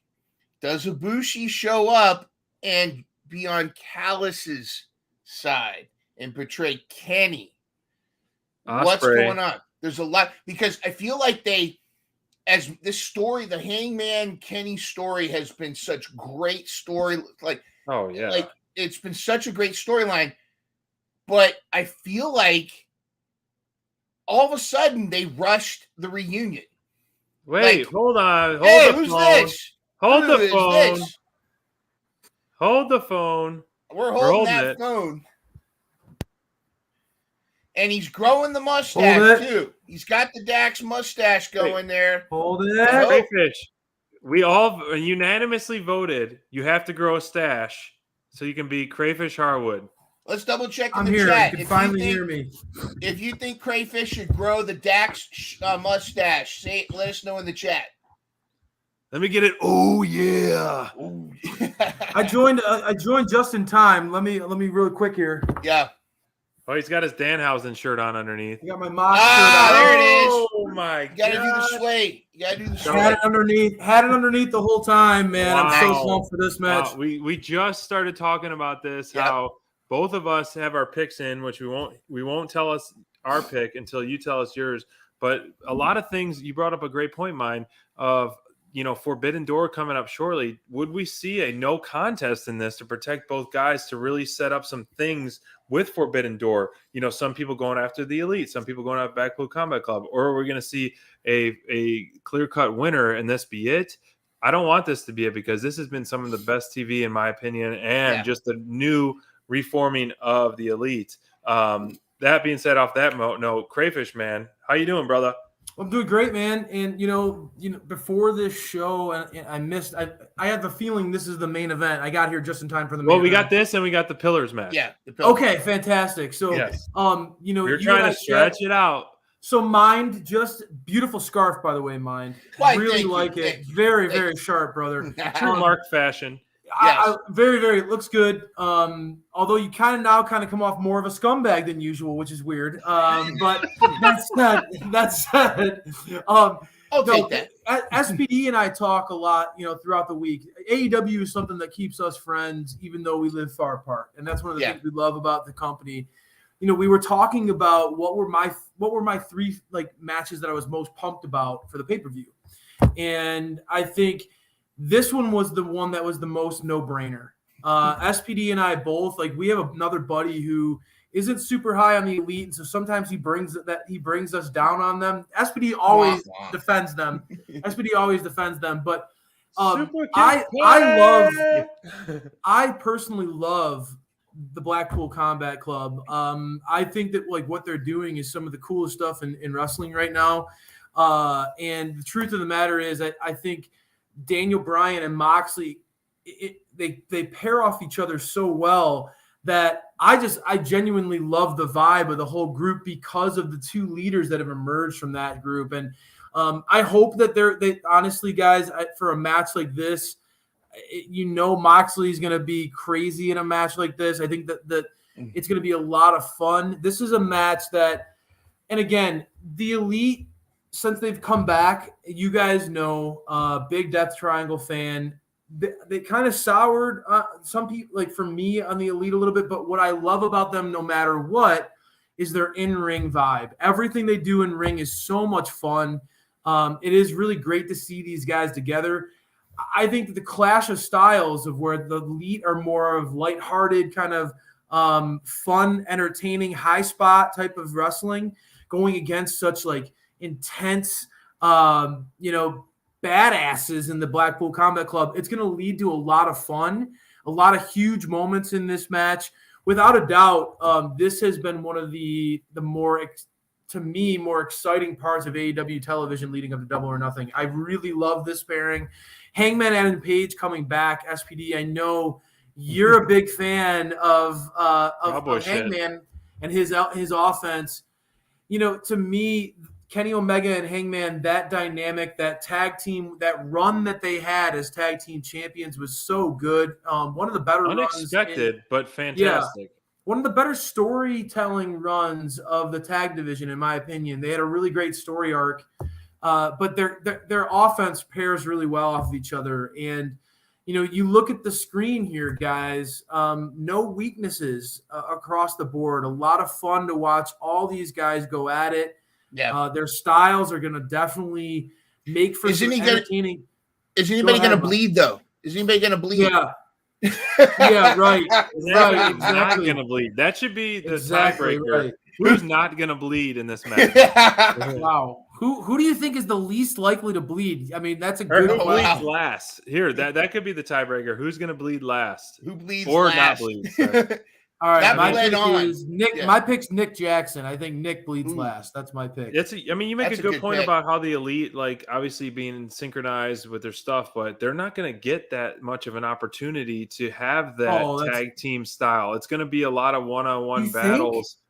I think. I don't think you're going to get a ton of multi-man stuff. I mean, last Anarchy in the Arena was all over the place until the end. That match was one of the most fun matches. I mean, you unexpected are right. too. They really shot it very well. AEW production did a really nice job during that match to make each like moment feel. I remember walking away feeling like it was one of the more well shot, chaotic.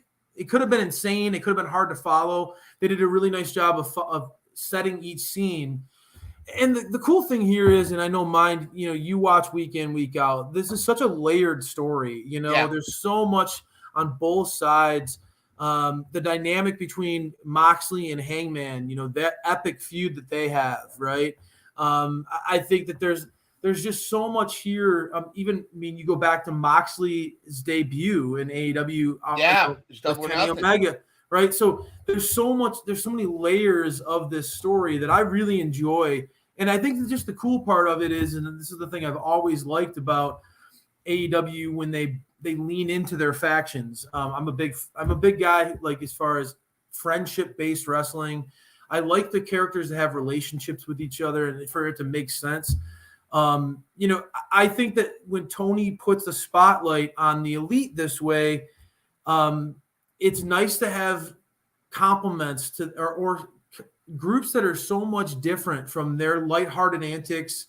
Blackpool Combat Club is very intense, brawling nature. The House of Black kind of has that mystical. Their feud was really great.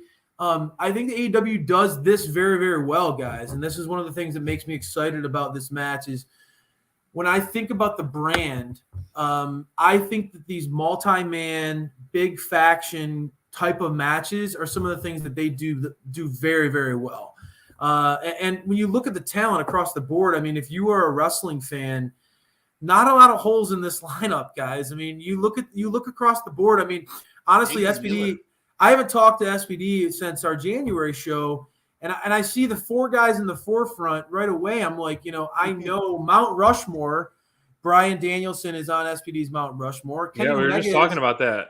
Kenny Omega is one of your favorite wrestlers in the game right now. I mean, it's just a lot of fun to see these guys all thrown into what we know will be bloody, and like you said, Mind, it's going to be an absolute war. Who do you think comes out on top, Mind? I mean, knowing that you're already calling for a lot of bloodshed, typically I think blood favors Moxley. The guy is like a shark. He's drawn to it, right? I mean, he's going to be bleeding before he comes to the ring. That's right. Well, now I was gonna say he'll be bleeding before his music stops, but then again, if they do what they did last time, they'll play Wild Thing for the whole match. The whole Which is interesting. I actually like that. It was kind of. I was like, are they gonna keep it going? I'm like, imagine being live. Imagine being live for that, right? Like how cool that would have been for sure.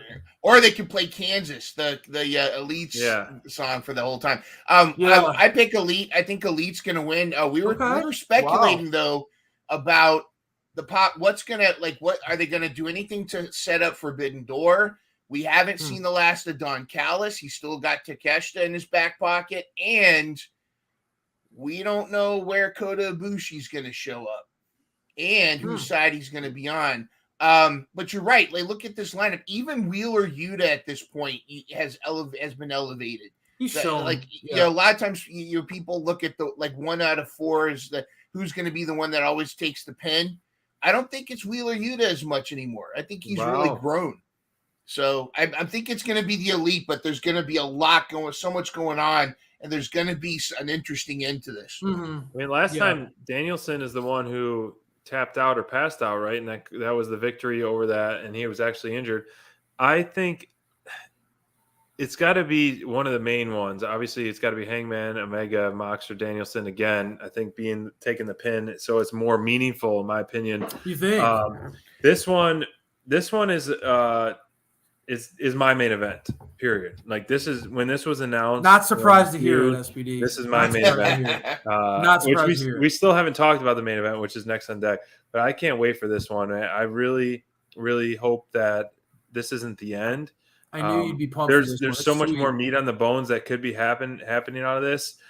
Even though they kept trying to say it that the cage match, like we're ending this, but like you could do so much more with this. Oh yeah. This is the heart and soul. What happens in this match is what really is the backbone of going to be AEW going forward, like in the next few weeks or months. I think so. I love the intensity. Elite. Yeah, I mean, you picking the Elite? Yeah. What are you picking? Well, I mean. I think some I already got the list, bro. You just made the list. I think I've really loved the whole vibe of Blackpool Combat Club in this feud. Agreed. Moxley sort of very proudly planting that flag that we are the elite of professional wrestling. Danielson, he's such a good guy, and he's also such a good bad guy. He's underrated as this troll bad guy who's basically saying they're a bunch of amateurs who don't take the sport seriously. Yeah, like the Blackpool Combat Club, and it's such gold. I mean, was trying to find this is a guy that you want to cheer, but then he's so good at this, dude. I love it. Oh yeah, I love the vibe of Blackpool Combat Club, but I feel like that group can afford a loss and kind of move forward in the direction of that group. So I feel like here's the thing. This match, I think both groups are going to still stay very strong after this match, right? But they're going to have both very different end goals. And I think, that's why I do think that the Elite will win. I do think that going into Wembley, that the Elite need to be perceived as very, very strong in order for some of the goals that I would love to see happen at that event to take place, right?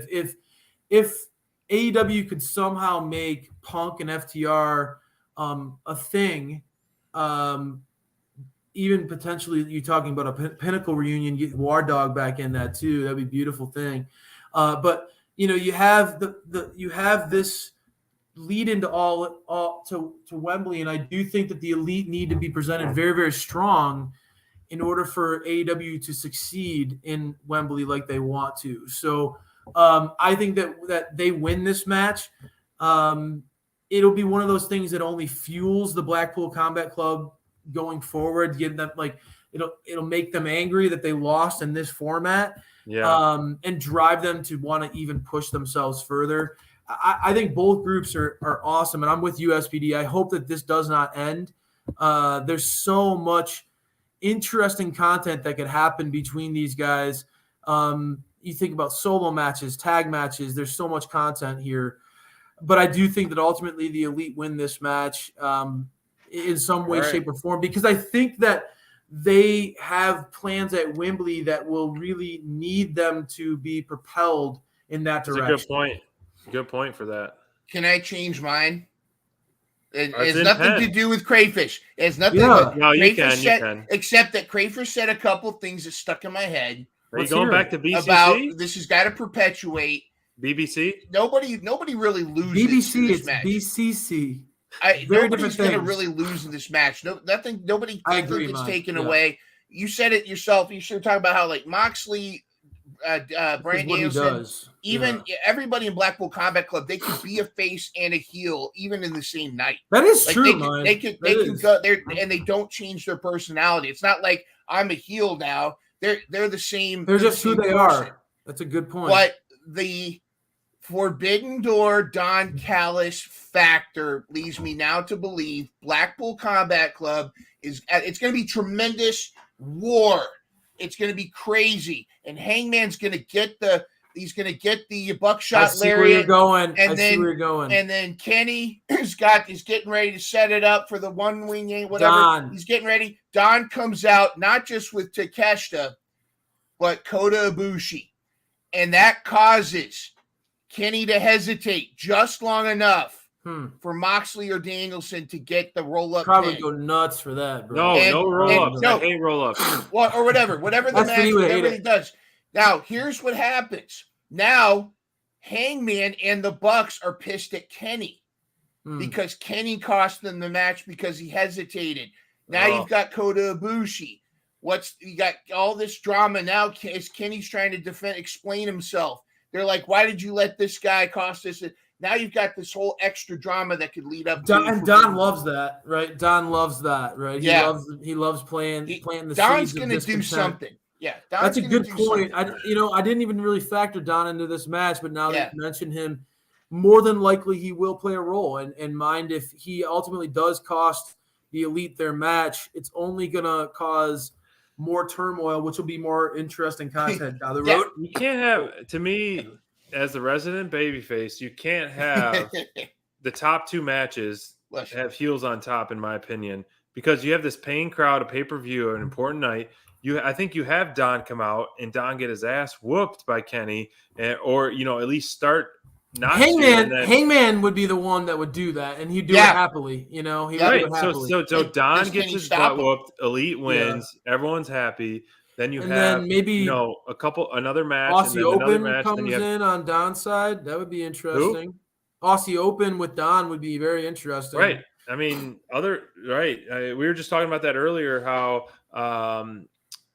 Mark is going to be out probably 1 to 3 months with his knee injury. You'll like this, Gray.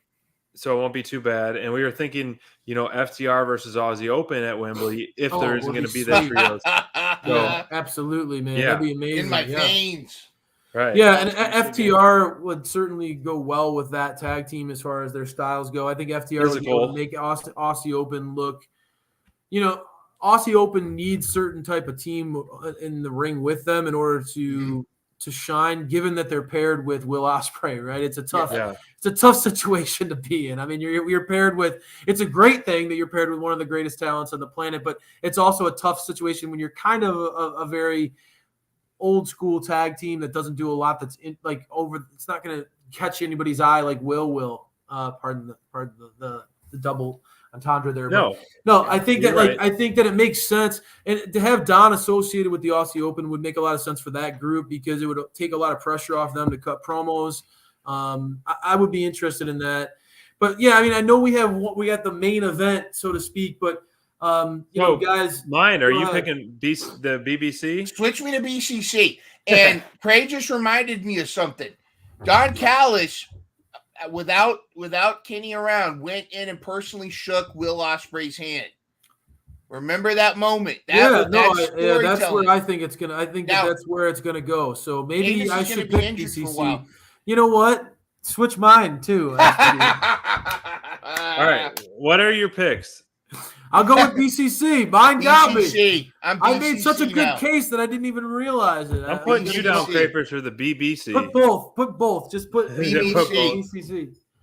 Oh wait, so real quick, do you have your picks in your head, Crayfish, or you need to sleep on it? We can run through them. No, let's run through them. I mean, I haven't thought about all of them, but I'd be willing to kind of go with all. Well, I guess just the last. We'll just talk about the last three, talk about it. And then I'll get the rest of yours. So who do you have, Hater or Storm? I mean, you're hearing rumblings that Hater's hurt, right? And I do think that I'm really digging the Outcast guys. I wish that I could have been here for that segment. You are. That match is one of my favorite matches of this whole pay-per-view. I'm really digging that whole feud. I think the Outcasts are awesome. And Tony Storm with the belt would certainly be a nice cherry on top, and it would only make that feud more interesting, All things we echoed.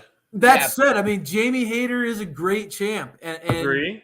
It's hard to take it off of her when I think, things are going so well right now, right? It's are they though? What do you mean? She's getting beat up and she's injured. No, but I think the story is so good. The story is going great. Yes. Yeah, I really think that, and honestly, you know how much I was dreading a Britt Baker face turn. You knew. You knew that there was something that I was really getting bummed about. Yeah. And the way that this story is going has really made me love it. And that is awesome. I love what we're seeing out of the Killer and the Pillar. Yeah. I think that those two are so good together. It's hard to say let's take the belt off of somebody who's making some of the most compelling television on TV. Yeah. But I think that for the sake of the story, I love what the Outcasts are doing, guys. I love their vibe. I love their look. Tony, and let's go back to it too, right? Fresh off the heels of All Access SPD. I know you liked that show a lot. Me too. They did highlight that Tony's title reign was really it was tainted by the interim title. Yeah. And I think it would be kind of cool. I think it'd be kind of cool to see Tony get a legit run where she gets to be a heel, have a lot of fun with Saraya and Ruby. I think that they could run rampant a little bit and add a little bit like Hollywood Hogan vibes to that group at the NWO.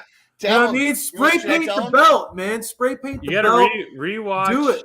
Rewatch our segment on that, and you'll see what Line Runner said about exact words about Hogan. I'll let you go back and watch it. But that's awesome that we're vibing in the same way there, Mike. Oh, you're picking Storm. I want Storm to win. I think. This is one of those things when we were talking about, and I'm really glad you brought it up, SPD, because again, we talked about our 3 matches we were most excited for, and the last match we just discussed was one of them. This is another one that right off the top of the bat, man, I am so geeked about this match. I think that their styles are going to go so well together. I mean, Storm and Hayter are both physical in the ring. They love throwing their weight around a little bit. The hip attack's going to be brutal. Hayter's going to throw some fierce lariats in this match. I really think that for the women's division, this is a really pivotal match, and I think it's going to be really, really fun. And I think that in order for the story, I think the story would only benefit if the Outcasts get a little bump, man. They deserve it. They're crushing it. Give them the belts. Let's see how they go with it, because I think that group is a lot of fun, and I think it would add a little bit of extra oomph to them to have some gold. I think that would work out really, really well. And then it also forces Britt and Hayter to really, I guess, buckle down and see who their real allies are, right? Because we've seen Sheeta come out and try to help. We've seen several different characters over the last few weeks be potential helpers in their scenario, but who's it going to be when push comes to shove that they're going to be a part of that trio to complement the trio and have them go against the Outcasts and ultimately tear them down. That's the story. And then Britt becomes the champ again, which would, ultimately that would be fantastic. We talked about that too. Hey, so just so you know, this is a clean sweep, all three of us. Nice. And I we like think it. The resurgence, the refresh of it in the chase, leading up to Wembley, the chase for a rematch is going to be the ultimate That's true payoff. too. That's a great point. We're both on that. I like it. Let's talk. Well, do you want to hear his Wardlow pick, or you want to go to main event? I do. I want to bring up another point. Britt Baker's another one of those wrestlers that doesn't have to change her personality to still be a face, but she's still the DMD. She's not suddenly a good person. She's still hasn't changed anything, Britt. really. No. Yeah. You're right, guys. You're absolutely right. Well said, Mind. It's another reason why she's so good. Yeah, these witty things and all this chat makes me so thirsty. Yeah, we got to get a cup of haters. I love it. I love it, guys. So, this is we're not going to say anything, but Wardlow versus Cage is one of the ones that I was going back and forth a lot. And, I'll tell you both our picks, but where do you stand on this? I know we obviously are Team Wardlow here at Dynamite Download, but Cage has been producing some of the most dynamite electric heat-filled segments. Nuclear heat, And someone who is very familiar being on a ladder, but Wardlow also is undefeated on the ladder so far. So Mr. Revolution himself. Where you stand? Well, this is one of the, I'm so glad. Thank you for setting me up here. I mean, this is the other match that I was geeked about for this pay-per-view. And let's be honest, guys, it's not a surprise. It's Wardlow's in the match. So I'm really pumped to be able to see Wardlow. And the truth is, Mind, even though I'm a hardcore fan of Wardlow and I've been really championing for him since the beginning of this show. Yes, you have. It has been hard for me to see what's happened to the War Dog over the last 6 to 8 months. And really? It's been tough, man. It's been really tough. I mean, it's been a real bummer for me. And I think this is exactly what he needed. Christian is basically playing the MJF in his life. He needed a heel like this. Getting deep.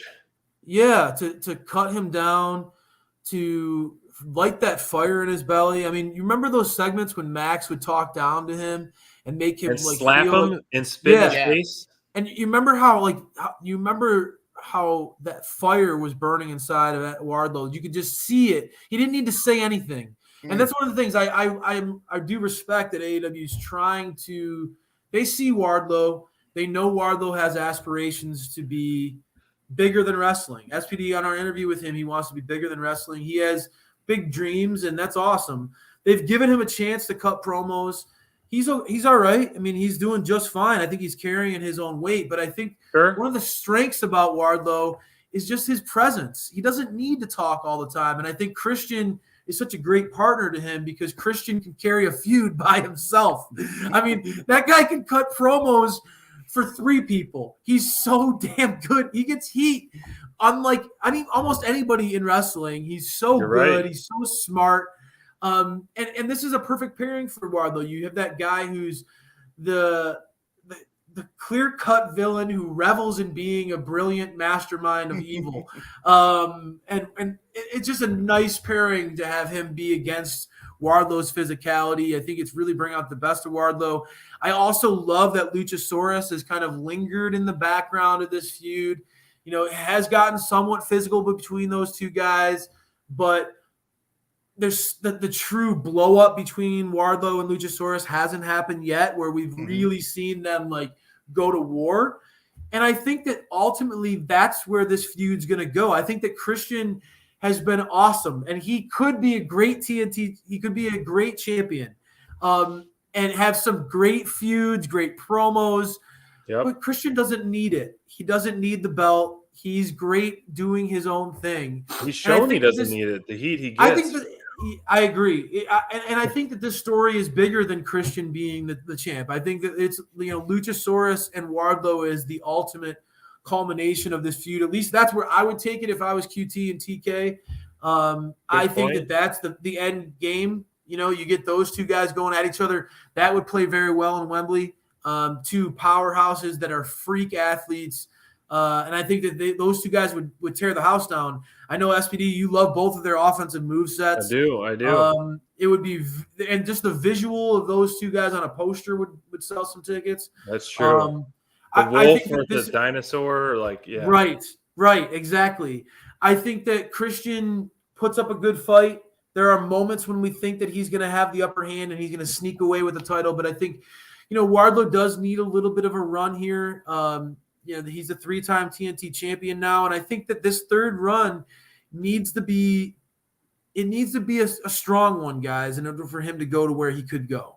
And you mentioned it earlier, like vets getting beat at their own game, and for Wardlow to have a notch on his belt where he beat Cage at a ladder match, which Cage essentially made a name for himself. You're right. Would really help elevate Wardlow more than Cage getting the belt. Great and so I didn't really think of that note, but mind you brought it up earlier how these vets are, losing at their forte per se.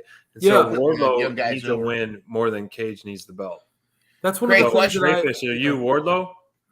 I am going to pick Wardlow. I think he successfully defends his title against Christian, and I think that the payoff. You can't change yours.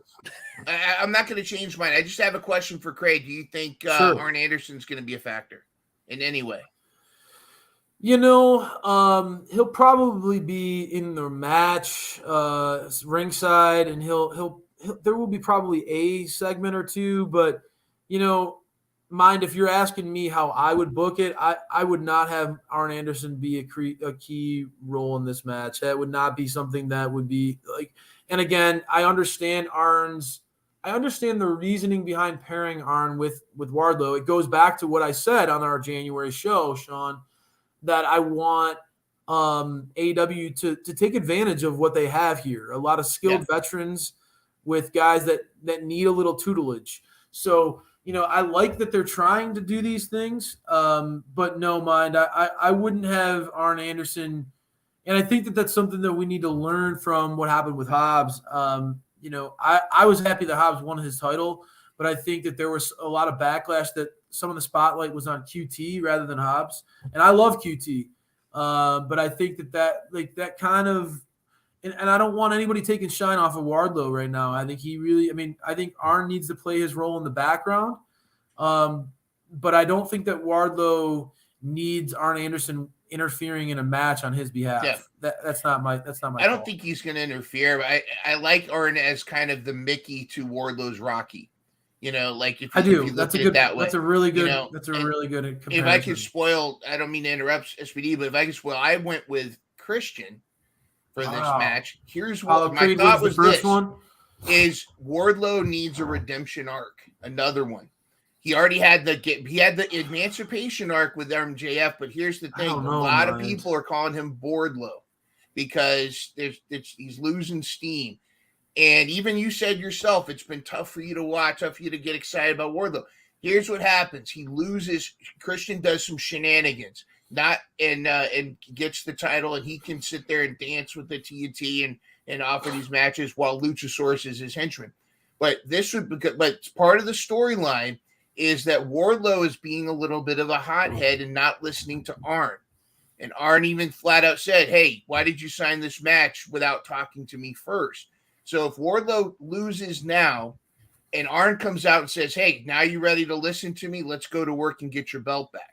And then now you can continue to bring this back, and you've got this whole thing where Arn's like, now you got to listen to me, listen to my advice. That's just kind of where I was thinking. But I don't know. I understand where you're coming from. I mean, I just think that Wardlow has won and lost the TNT title. And I think that maybe you could execute that same move with a different – like he could beat Christian and have Luchasaurus be the threat that everybody's afraid that he can't beat. Yeah. Kind of like the Rocky scenario where he's had that, where he can't beat Clubber Lang. He can't beat, he can't beat Drago. He's a machine, right? And I think that Luchasaurus becomes that looming threat. And they tried to do that with Hobbs a little bit, but I think that Christian could execute it in a way that could really Christian loses, and that fuels him to want to get revenge. And the right hand of justice is his right hand man is Luchasaurus. And so I think Christian could then recognize, like, you beat me, but I'm going to get the last laugh. And have Luchasaurus be the big bad. And I think that the story of, Christian, the visual of Wardlow going against Luchasaurus is a big visual to me. Canosaurus. Yeah. It's one of those things where, like, there's only so many people like them on the planet, right? And it goes back to the old school, what made wrestling great is you have these big freaks of nature both tangling. And I think that Luchasaurus has the type of build that could be intimidating to Wardlow. He could have, and the moveset. And so, and if Christian's on the outside with Luchasaurus, that's a very dangerous pairing. You unleash a guy who's really in his prime. Luchasaurus is, physically at another level. And you have Christian, who kind of plays the evil manager on the outside. Yep. I don't know. I think that you could still execute that, and you could do the montage. And I do think that they do need to do some sort of, like, behind the scenes thing with Wardlow, with his character. I think they need to show this guy training. Like, I agree with you on that. Rocky montage. Going to the Rocky vibe with Wardlow would work really, really well. I think he's that type of guy. Show him in the ring. Get him into the Nightmare Factory. Get him in there training and punching boxing bags. Like, I think that's a great visual mind. And I think that would be an awesome visual to say, like, you barely beat Christian. You think you can beat Luchasaurus? That's where Arn challenges Wardlow. Yeah. You're getting comfortable, kid. Like, have Luchasaurus come up on top a few weeks in a row, and really strike fear into the camp of Wardlow, and then hit hard with those training montages for Wembley. I just think that Wardlow needs to hold on to the belt. I don't think that he can afford another title loss personally.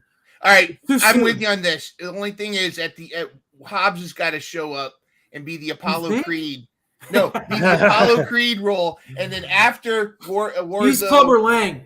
I think he's more Clubber Lang. I think he's more Clubber Lang. Yeah. What about maybe Sean Spears or somebody? But there's got to be that after Wardlow successfully defeats Luchasaurus, they got to get this clip of Wardlow and Hobbs in the ring, and ding ding. That end of Rocky 3. And then just pause with Eye of the Tiger. I think there will be a lot of cool visuals if they do go that route, guys. And I think SPD, one of your favorite sayings, "meat left on the bone." Yeah. Christian. I never leave meat on the bone. Never. Suck that bone dry. I think that Christian and this whole feud really works well. Christian, his ability to get heat is exactly what Wardlow needs. And it's shocking to kind of say that, mind calling the elephant in the room. You're saying people say Wardlow. I think getting Wardlow in a position where he is against a heat magnet is exactly what he needs. And I think this is a beautiful feud. It's going very, very well. I want more of this feud.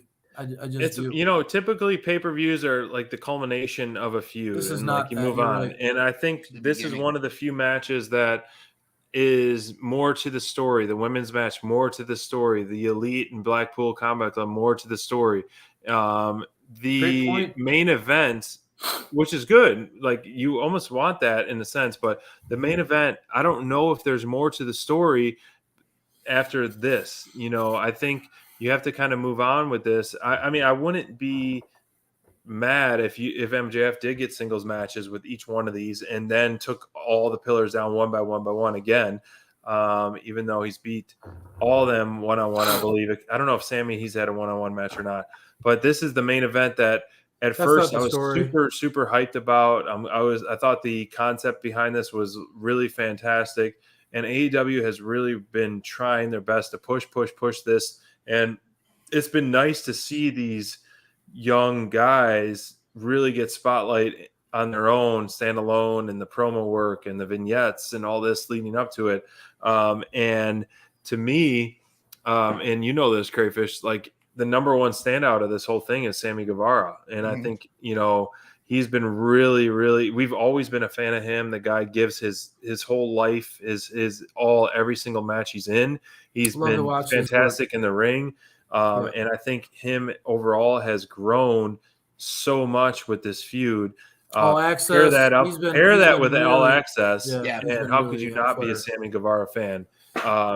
Just without All Access aside, how could you not be a Sammy Guevara fan with what he gives to the business and putting on a show? And I've said it before, and I'll say it again: like, he's worth the price of admission every single time because of what he does in his matches.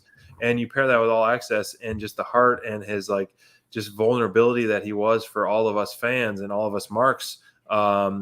He's shown a lot, and that's tough that's interesting because AEW really pushes Jungle Boy. AEW really pushes Darby as baby faces, but Sammy Guevara has really, I think, has gained a lot of steam within the smart marks of opening his eyes. And not just this good dude. This good dude. So to me, there's no way MJF is losing. His reign of terror, yes, is continuing at least for another 4 to 5 to 6 months, in my opinion. That being said, I think this is a cool concept that they AEW thought of, but there's no way I think MJF loses in this match.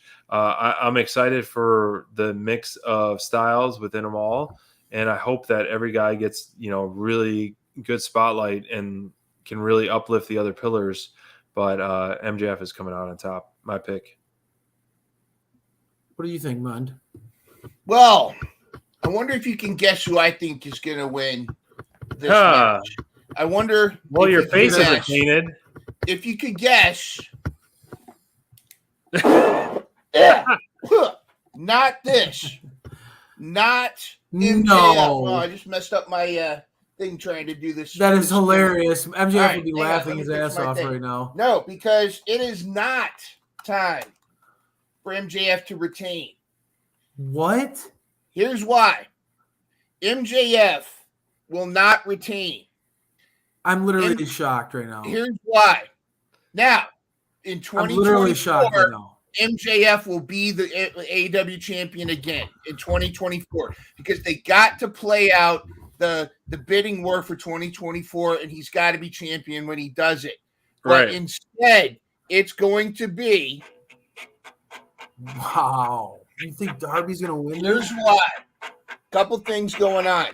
Couple ear to the grindstone. You know me. I'm better than the dirt sheets. Right, trust me, bro, is my source. Darby is not going to stay wrestling for a while. He's going to take a break from wrestling for a while because he needs to pursue some of his other interests. He's got this TV show he's working on, some movies he wants to work on. Wrestling's his passion. He'll always come back. But the shock, the pop that's going to happen when Darby gets the win in the arena is going to be, because let's be honest, so many of us were thinking the same thing. Yeah. Mind. Yeah. If you had to bet your house on who won this match, you're going to tell me with a straight face that you think Darby Allin I cannot confirm or deny. You're out to lunch, bro. You're breaking up here, hear me out. You are out to lunch. I like your take, though. I do like that take. You had to bet your house. Hear me out. We got all this other stuff going on. You're crazy. This match, most people I already believe. I like it. Well, listen, hear me out. Most people don't believe MJF is going to lose. That's like this is like one of those matches. New conductor of the Darby Express, Mind Runner, right here. Watch it. Oh, conductor. I'm on the jet. Where's your Darby Airlines right now. But check this out. Here's what's going to happen. Darby's going to win. It's going to be this implosion. It's going to be this crazy thing. There's all this stuff that's going to go on. Darby's going to, the crowd's going to go wild for this. Darby's going to get it. He's not going to keep this belt for long. This isn't going to be a long title reign for Darby. Okay. Wednesday, Darby, world champion, comes out. He does his speech. He says this, he did all this. He's excited. And then Sting comes out to congratulate him. Sting comes out, shakes Darby's hand, says, "I knew you could Drops do it, him kid." with the scorpion. Not that. No, it's going to be more respectful. Okay. Darby starts to walk away. Sting doesn't let go of the handshake, and then he points at the belt. Sting's last match. Darby. Sting is going to challenge Darby because, all right, now I deserve this respect. He's going to be respectful about it. Yeah. And that's going to be, now it's not going to necessarily be a pay-per-view, but Sting's going to go, if I don't want this, I might as well hang it up. Sting's going to say, if I'm not coming after that belt, I might as well retire right now.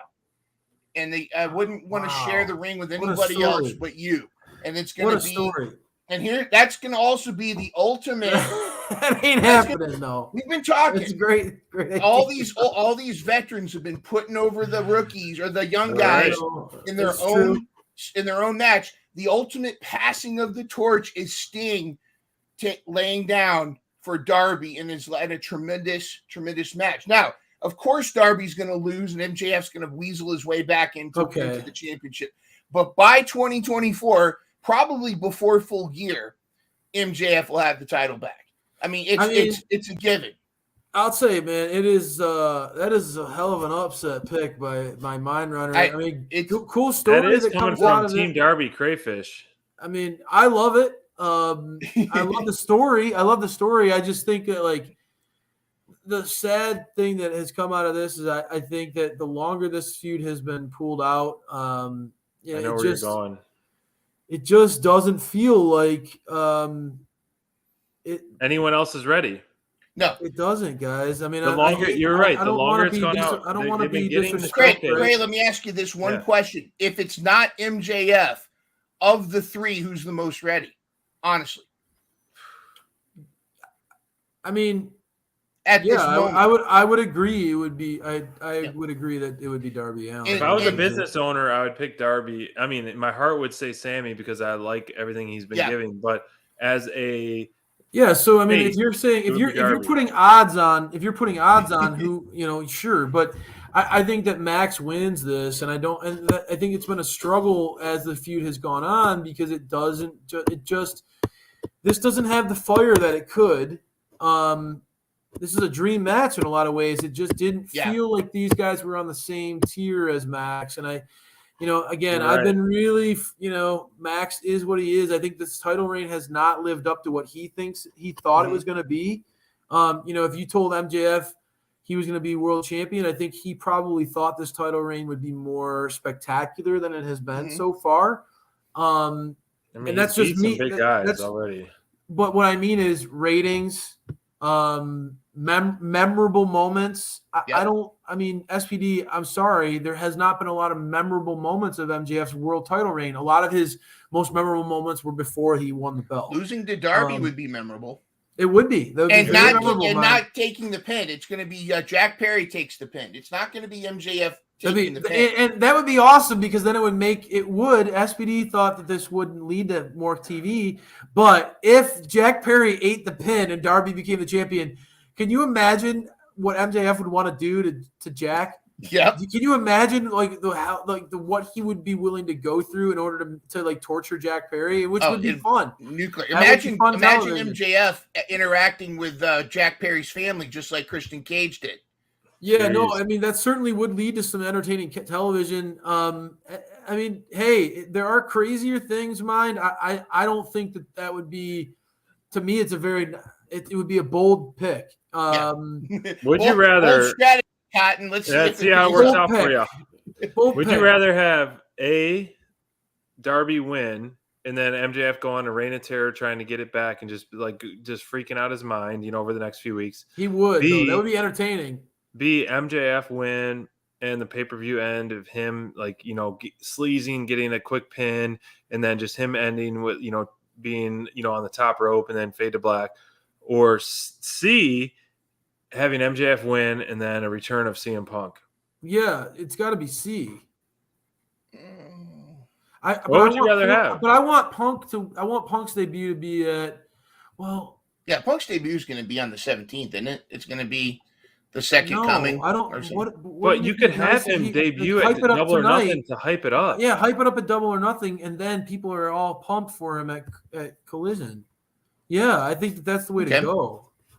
I mean, That's the thing, man. You have to sell tickets and sell interest for that show. Yeah, and or it's going to be a flop like Rampage. The truth is, man, like MJF versus CM Punk, that has money signs all over it, and we've seen it. And the way things have played out over the course of the intertwining natural backstage drama and on screen and all that, Punk has quite a leg to stand on when he steps toe to toe with MJF. He never lost the belt. He was the ratings mover that MJF always thought he would be. CM Punk sells more. He could push it in MJF's face. The numbers don't lie.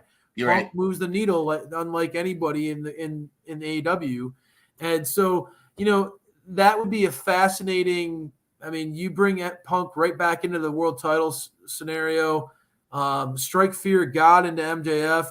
And I think that there could be some cool stuff off of what you said, Mind. Don't get me wrong. I do think I like it. I do think that, Sammy, like if you did pivot from MJF somehow, like, if MJF did lose this match, I think that Darby would be a very fascinating story. And the way you told it would be really cool. Yeah. But I just think that MJF has Punk on the horizon. I think that MJF has bigger things beyond this. I felt like the lead up to this kind of revealed to me that, MJF is swimming with a bigger level of shark, and that's no disrespect for these guys. I think they're all hungry. You're right. They're all young. They're all hungry. I think that they've all presented themselves very well. Some have hit it out of the park more than others in this. Yeah. Right?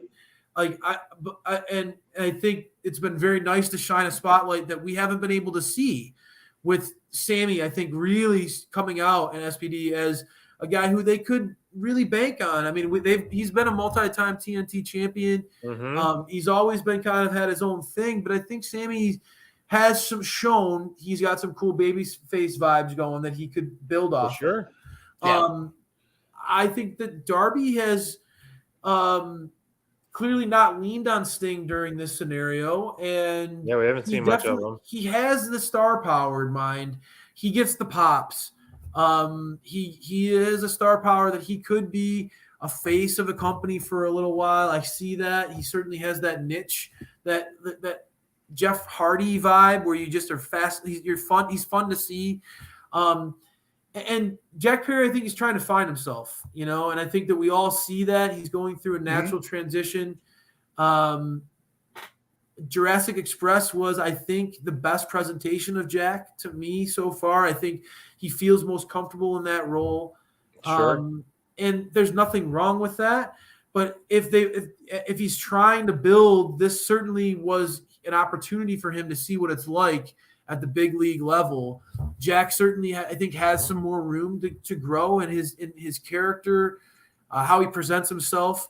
But in the ring at this match, I think it will be a very fun match. You get to see, SPD, Darby has a style of wrestling that I've always found fascinating. Just a willingness to throw himself. Yeah, it's so reckless. No caution whatsoever. You and I both agree Sammy is one of the most entertaining wrestlers in AEW. He is the type of guy, when you go to a live event, you want him to be wrestling. You're hoping, fingers crossed, when you buy the tickets before the card's announced, that Sammy will be on the show. He's that type of talent. I think this will be a really fun match, but I do think MJF comes out on top.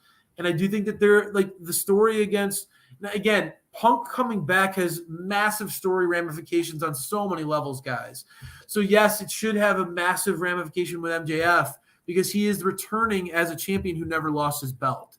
And that's where MJF and Punk need to kind of see that kind of building off of. But we've talked about it, SPD. I want to see him interact with the Elite. I don't want AEW to hide from that. I think that could be a really fun story if these guys can attach the professionalism to, like, hey, guys, the fans want to see this. Let's do it, and let's do it right. And what if they did a double swerve where, yes, I think the whole CM Punk return, I think, would be absolutely epic, and I would welcome it with open arms, with wide open arms, like Creed would say. Yeah, with arms wide open. With arms wide open, like Creed would say. But then you do either a double swerve where something else happens, where CM Punk yes, he comes back and says he never lost in this, but he's not in the title picture right away because I don't want CM Punk and MJF to be in a feud right away right now. Save that for down the line. I want like an interim, like an Adam Cole, so MJF can go through another notch in the belt. Like you've been wanting that feud for a while. I think Adam Cole and MJF would be a great feud. It would be that way if you did a double swerve. I mean, it'd be hard though because of babyface, CM Punk. And then let's say the Elite come out or something. There's a confrontation there. Too convoluted. No. Yeah. MJF is going to be the heel, and I do think that like it would be interesting if like, I do think that if Adam Cole went to challenge MJF and Britt went to challenge Tony Storm for the belts, I think that like we saw how AEW with the Owen Hart Foundation, the Owen Hart tournament, they are the it couple. They are the it couple of AEW. That would be kind of cool if maybe All Access Season 2 was surrounded around both of them going towards belts together. Yeah. And both those feuds make a lot of sense, man. I think like I thought that Toni Storm established herself as a star in AEW when she had her first feud with Britt, and she very clearly never backed down, never wilted in that feud. I think Adam Cole going against MJF, as you've talked about, SPD, they make a lot of sense. Size-wise, on the mic, Adam Cole has the confidence to go toe-to-toe with MJF in a feud on the mic in a promo battle, and that would be a lot of fun. But I just think that there's so much more to an MJF title reign. I think he needs to have I'll be frank, he needs to have a little bit more of a noteworthy run before it wraps up, in my opinion. This is your guy. Makes sense for MJF, this is your guy, right? This is your guy. He shouldn't lose the belt this year. This is AEW's workhorse, right? This is their guy. So, and I think this is going to be the match that proves that. I mean, I think that this feud has proved that. As much as we all, Max has some things that rub everybody the wrong way. He's good at that. That's what he does well. But Max has very much, I think, in this whole feud, proven why he's the guy right now. I think that he's head and shoulders above. No offense to any of these guys, but when it comes to an overall presentation, ability to be a champion, Max is on a level that like he's with the big boys, guys. You're finally seeing the light, bro. He's with the big boys, dude. I mean, I think that Max has a lot more opportunities with big name guys beyond this match. Yeah, he's their biggest homegrown star. He's their biggest homegrown star, hands down. You, so mine runner, are you picking Darby or are you going to go? Darby, yeah. Oh, right. I'm still going Darby. Sorry.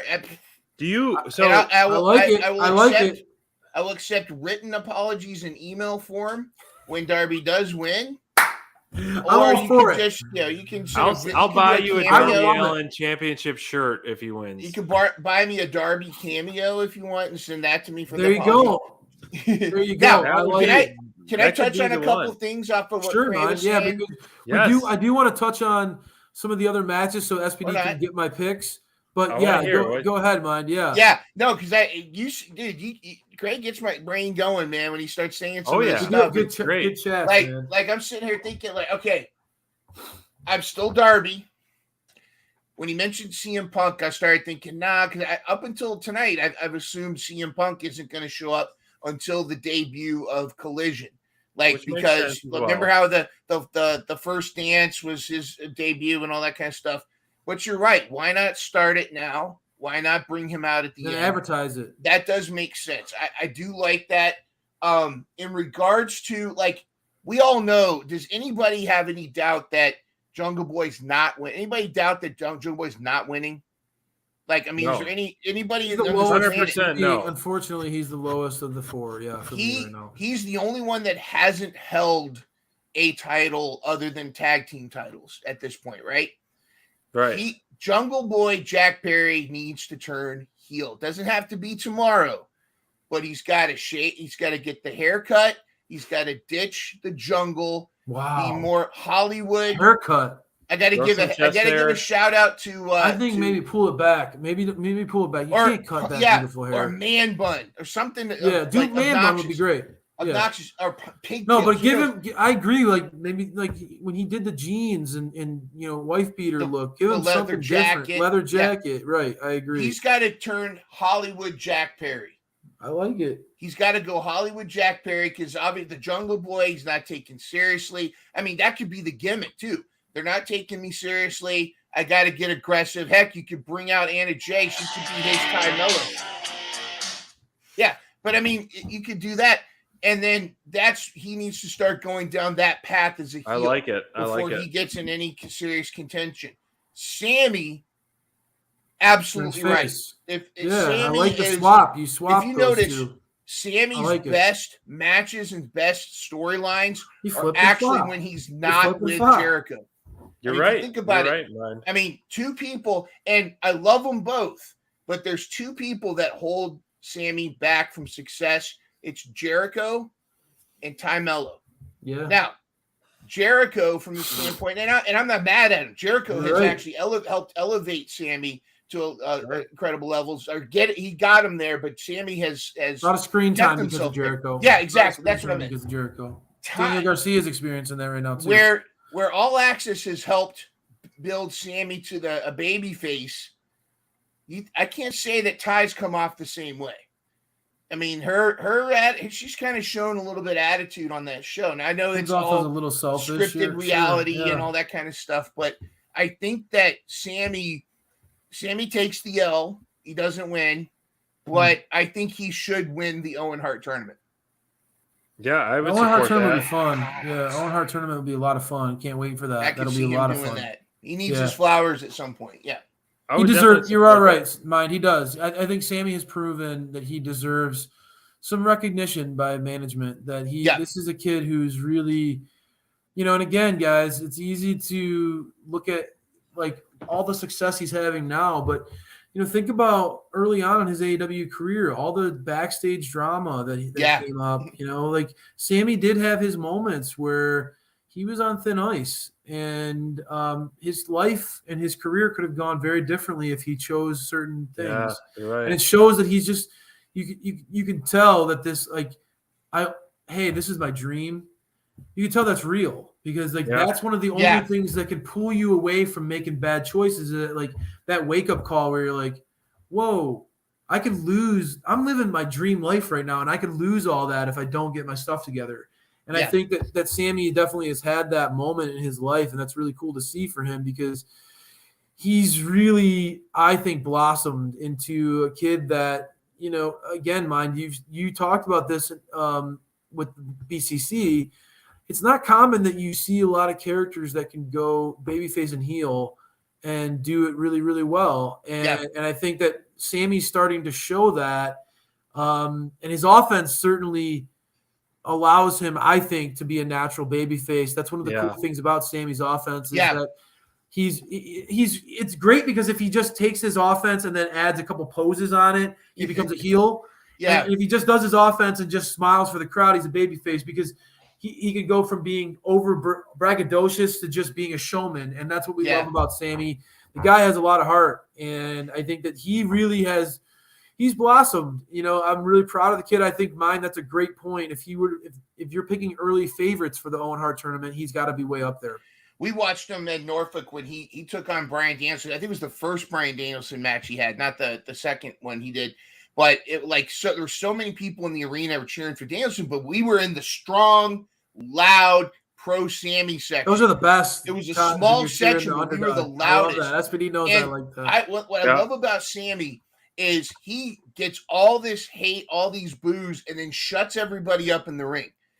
But then people say, they even got people eventually end up loving him at the end of their match. Yeah, a lot of fans that boo him or end up saying that he's awesome at the end of the match. Well, they'll still say, "You still suck. You still suck." Yeah, they'll try to. They'll say, "Well, you still suck." Almost like they can't give him the flowers. No, absolutely. Sammy's the best. He's got to be a favorite for sure. Every fan I've talked to that has in some way met Sammy face to face and chatted with him say he's genuine. Say he's the real deal. He's great with fans. He's he's a genuine person. So I think this dude, he's definitely earned one of the pillars. He sent us a DM when I posted the billboard I saw of All Access. It goes, "Hey, send me that photo," and he started following us on Instagram. Nice. And when I did cross paths with him one time, and he was, said hi and seemed nice. So, always been a fan, and so far it's easy to be a fan of his right now. I think for sure, absolutely. Do you really? What percent do you think we see CM Punk tomorrow? Because that's like the hot. I think it's high. I think it's high. I think it's high. Pick a number. I mean, would that put the pay-per-view over the edge? I think that this pay-per-view certainly needs something that we leave with buzz, and I think especially the main event. Like, yes, I get the home, like everything about it, but I feel like looking at the card, like I'm not the Anarchy Arena. I see a clear main event, and so but it won't be. Yeah, it won't. But so I think something has to happen at the end. If that's really exactly what would buzz leading into Dynamite. If MJF retains, CM Punk's got to come out. I think you're absolutely right. What if he doesn't? MJF retains. If Darby wins, then Sting comes out. And, yes. So it's a win-win. Yeah, you win either way. Yeah, what match do you think opens the show? That's tough, man. I'm gonna say Jericho. I'm awful at that. I'm awful at Jericho that. and Adam Cole, I think. Both have great entrances. Those are always good picks. Yeah, I'm awful at that game, though. I'm terrible at that. I'm not going to even guess. Anytime I try to predict the card flow, I'm never right. Yeah, I'm awful at that. Any other matches that you want to talk to me about before we wrap up? No, I mean, we've been rolling for a good time, man. I mean, what about you, Mike? You want to get any last picks? I got one question. I got one question for you. Yeah. House of Black has got the open challenge. Do you think the Acclaim are going to take it, or do you think it's going to be someone else and then the Acclaim show up? What do you think they're going to do with the House of Black's open challenge tomorrow? I think the Acclaim versus House of Black is, a big enough match that they should have some announcement ahead of time. Yeah. Good point. It's hard. I mean, I'll be transparent with you, mine. The House of Black they're very cool, mystique vibe. And I think they're all very talented in the ring. I like them to varying degrees. You guys know I'm the Bastard. I'm a fan of the Bastard. So Buddy, I'm a big fan of Buddy. I think he's great. But I'm having a hard time with the House of Black just because I don't feel like there's anybody who's really been I just don't think that there's anything compelling going on for them when it comes to true stories, which is why the House Rules thing, match style is really the definition of their reign right now. I think that they're going to be mostly presented in ways where they have fun matches, and so fun matches are cool, but I'm really into stories, so I don't really think that I'm not super. I think that they'll beat somebody. It'll look cool. They'll have a cool entrance. But typical House of Black stuff right now. To be honest with you, until they get into a few, until they get AR Fox. You're probably right. Yeah. Honestly though, like until the House of Black gets in a feud that has me excited and that has me entertained, I'm just gonna take them for what they are. Cool vibe, very cool entrance. Usually we'll have some cool moves in their matches, but nothing that really tickles my fancy too much. So we started. I'm really interested in the Battle Royal, and we didn't talk about that at all. Well, you gave me your pick, but it was kind of interesting. That was what we started with, and we had to acknowledge Orange Cassidy, acknowledge him. For that, acknowledge your tribal fruit. And we were looking at, I'll try to get the match card really quick once again. But it was interesting because it was so top heavy with tag teams and not a lot of, let's say, standalone guys that really seem impactful. And I don't want to. I mean, you take the floor, Cray. How you feel, because we talked about it, and then we'll give our input, so we don't want to spoil our picks. Yeah, I mean, I'm going to say I get your point, right? When you look at all the entrants, there are definitely a few, though, that stand out to me as legit, right? And that's all that really matters in a battle royal, is that there's a few that really stand out as guys who could legitimately take the belt. And that front row has quite a few guys on that I think are legit. I think Swerve, you and I both know that, Swerve's got what it takes. Whose house? Swerve! Woo! we like Swerve. Ricky Starks, everybody likes Ricky Starks. You know, but to me, I think Switchblade is. I'm really geeked about his potential. I also like the guy behind OC. I like Big Will. Like I would love to see him Big Bill get a chance to have some shine at some point. Agree. But for me, man, I think Switchblade with Juice kind of being his like freaking annoying little sidekick, they can have some fun, man. And I think that Switchblade with the New Japan ties, this being, you know, an intercontinental, international belt, Switchblade makes a lot of sense with his New Japan ties.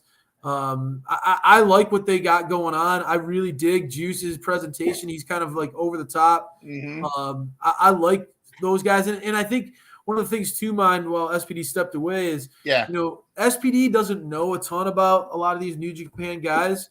And so he and I will chat about them sometimes. And he's just like, so what's going on with Switchblade, right? I think that him winning even though there are a lot of belts in AEW, I do think that Switchblade winning that belt, he could finally give him the platform to cut some of the promos that I know he could cut.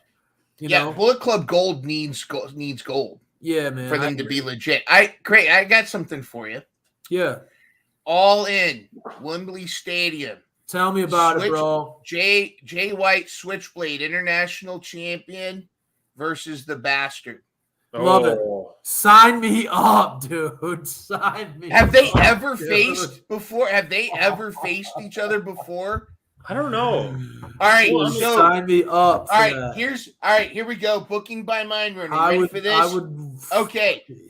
Let's pick somebody random. Chuck Taylor. Somebody at the beginning, at the intros, at the buy-in, they find one of the people at the Battle Royal beat up. They're injured. They can't make it. So they got to get a replacement. And who's the replacement? The Bastard. Dude, or so awesome. No, you said earlier. Jay White wins, and then the Bastard confronts Jay White.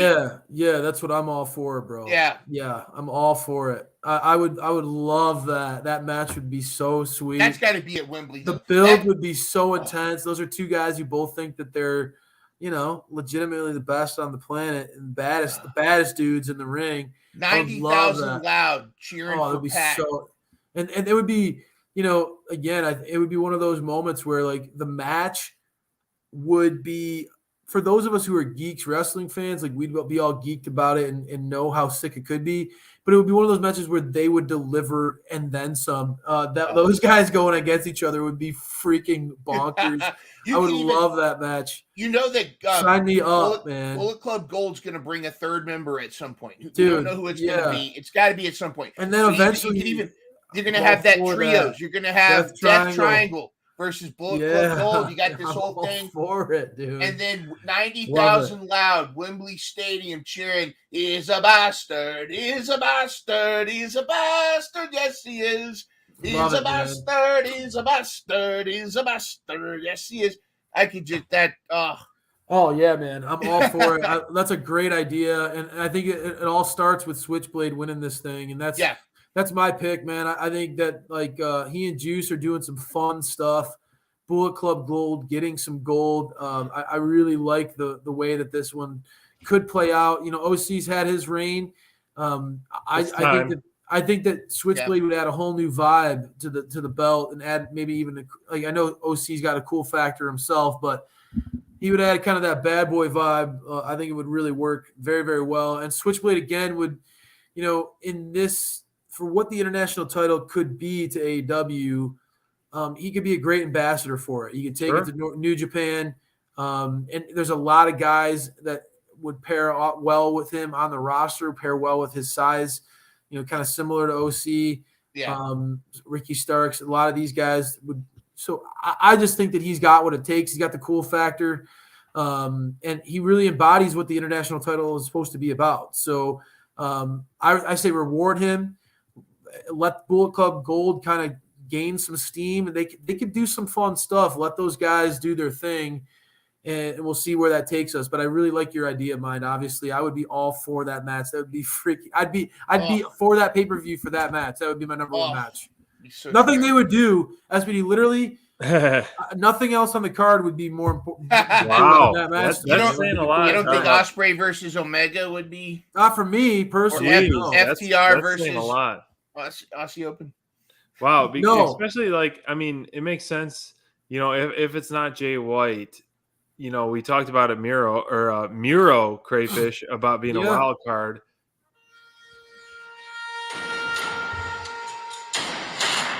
How it would be cool if Miro was a Joker, if they added a Joker or someone in replacement if it wasn't Pac, to win the belt and take it to Collision to give it some hype and be like, I'm taking this to Collision. See me here for my first match. It would kind of like make sense that sense. That would be big. I still feel like I actually really like that idea, SPD. Yeah. I like that one a lot. That was mine. Mine got that one going. I like the Miro pick. I like that idea quite a bit. It would make sense, like if they're pushing Collision, which is big moment.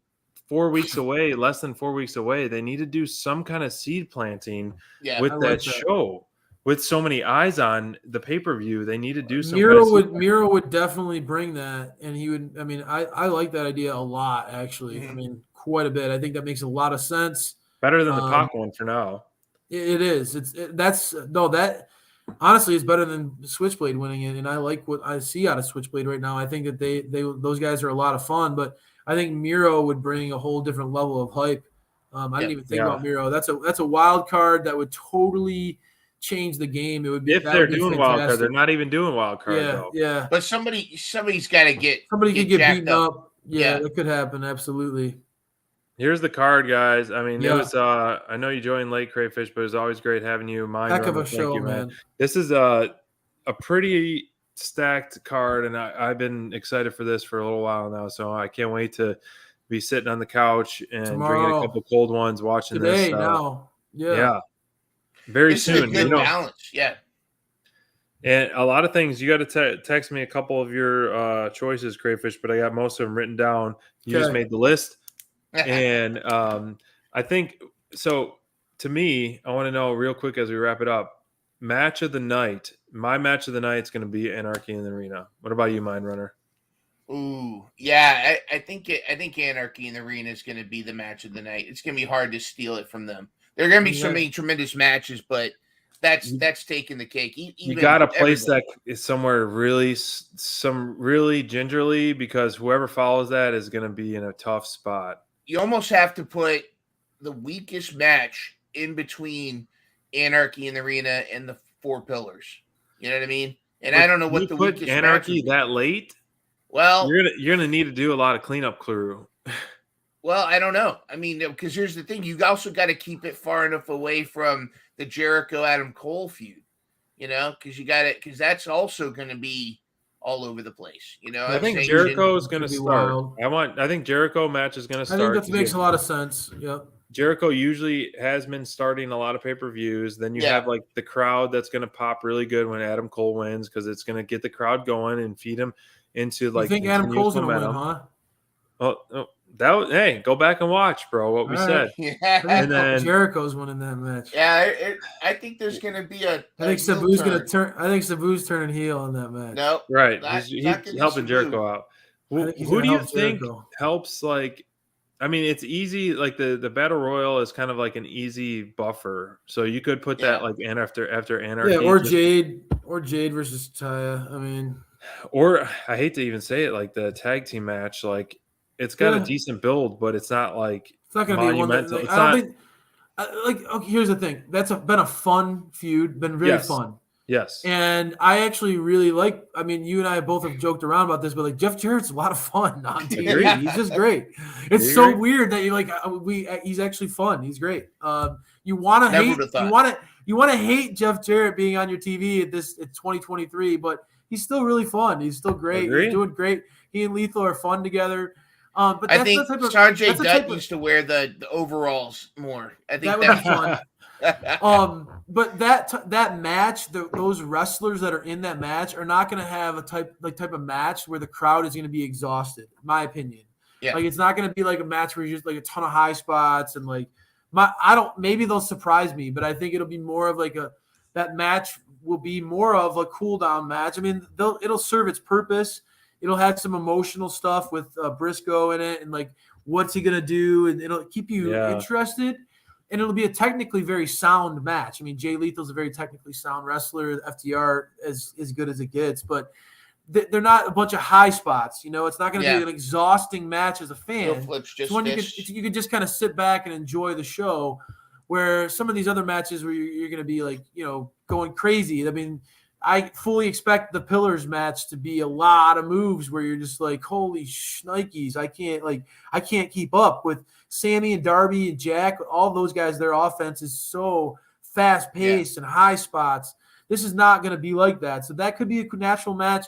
Again, Jade, I don't see Jade losing this match. And I think that like it's not a feud that has a lot of people. They're not going to be going crazy during that match, guys. So that's a natural cool down match after that one. That would be probably my pick for after that match, but who knows? I mean, and the trios match is probably going to be a squash. You know, you think? I mean, who they get? It depends who they're going to get. It's not going to be the Acclaim. Yeah, it shouldn't be. You're right. There needs to be a build. It probably will be AR Fox, Action Andretti, and Lucha Martin top flight. No, put Team QTV on there since they pulled out of the Battle Royal. Why don't you put that? I'm all for that. That'd be great. That'd be great. Now, with Hobbs, that would make them an interesting thing. Yeah, you met Hobbs versus Brody King.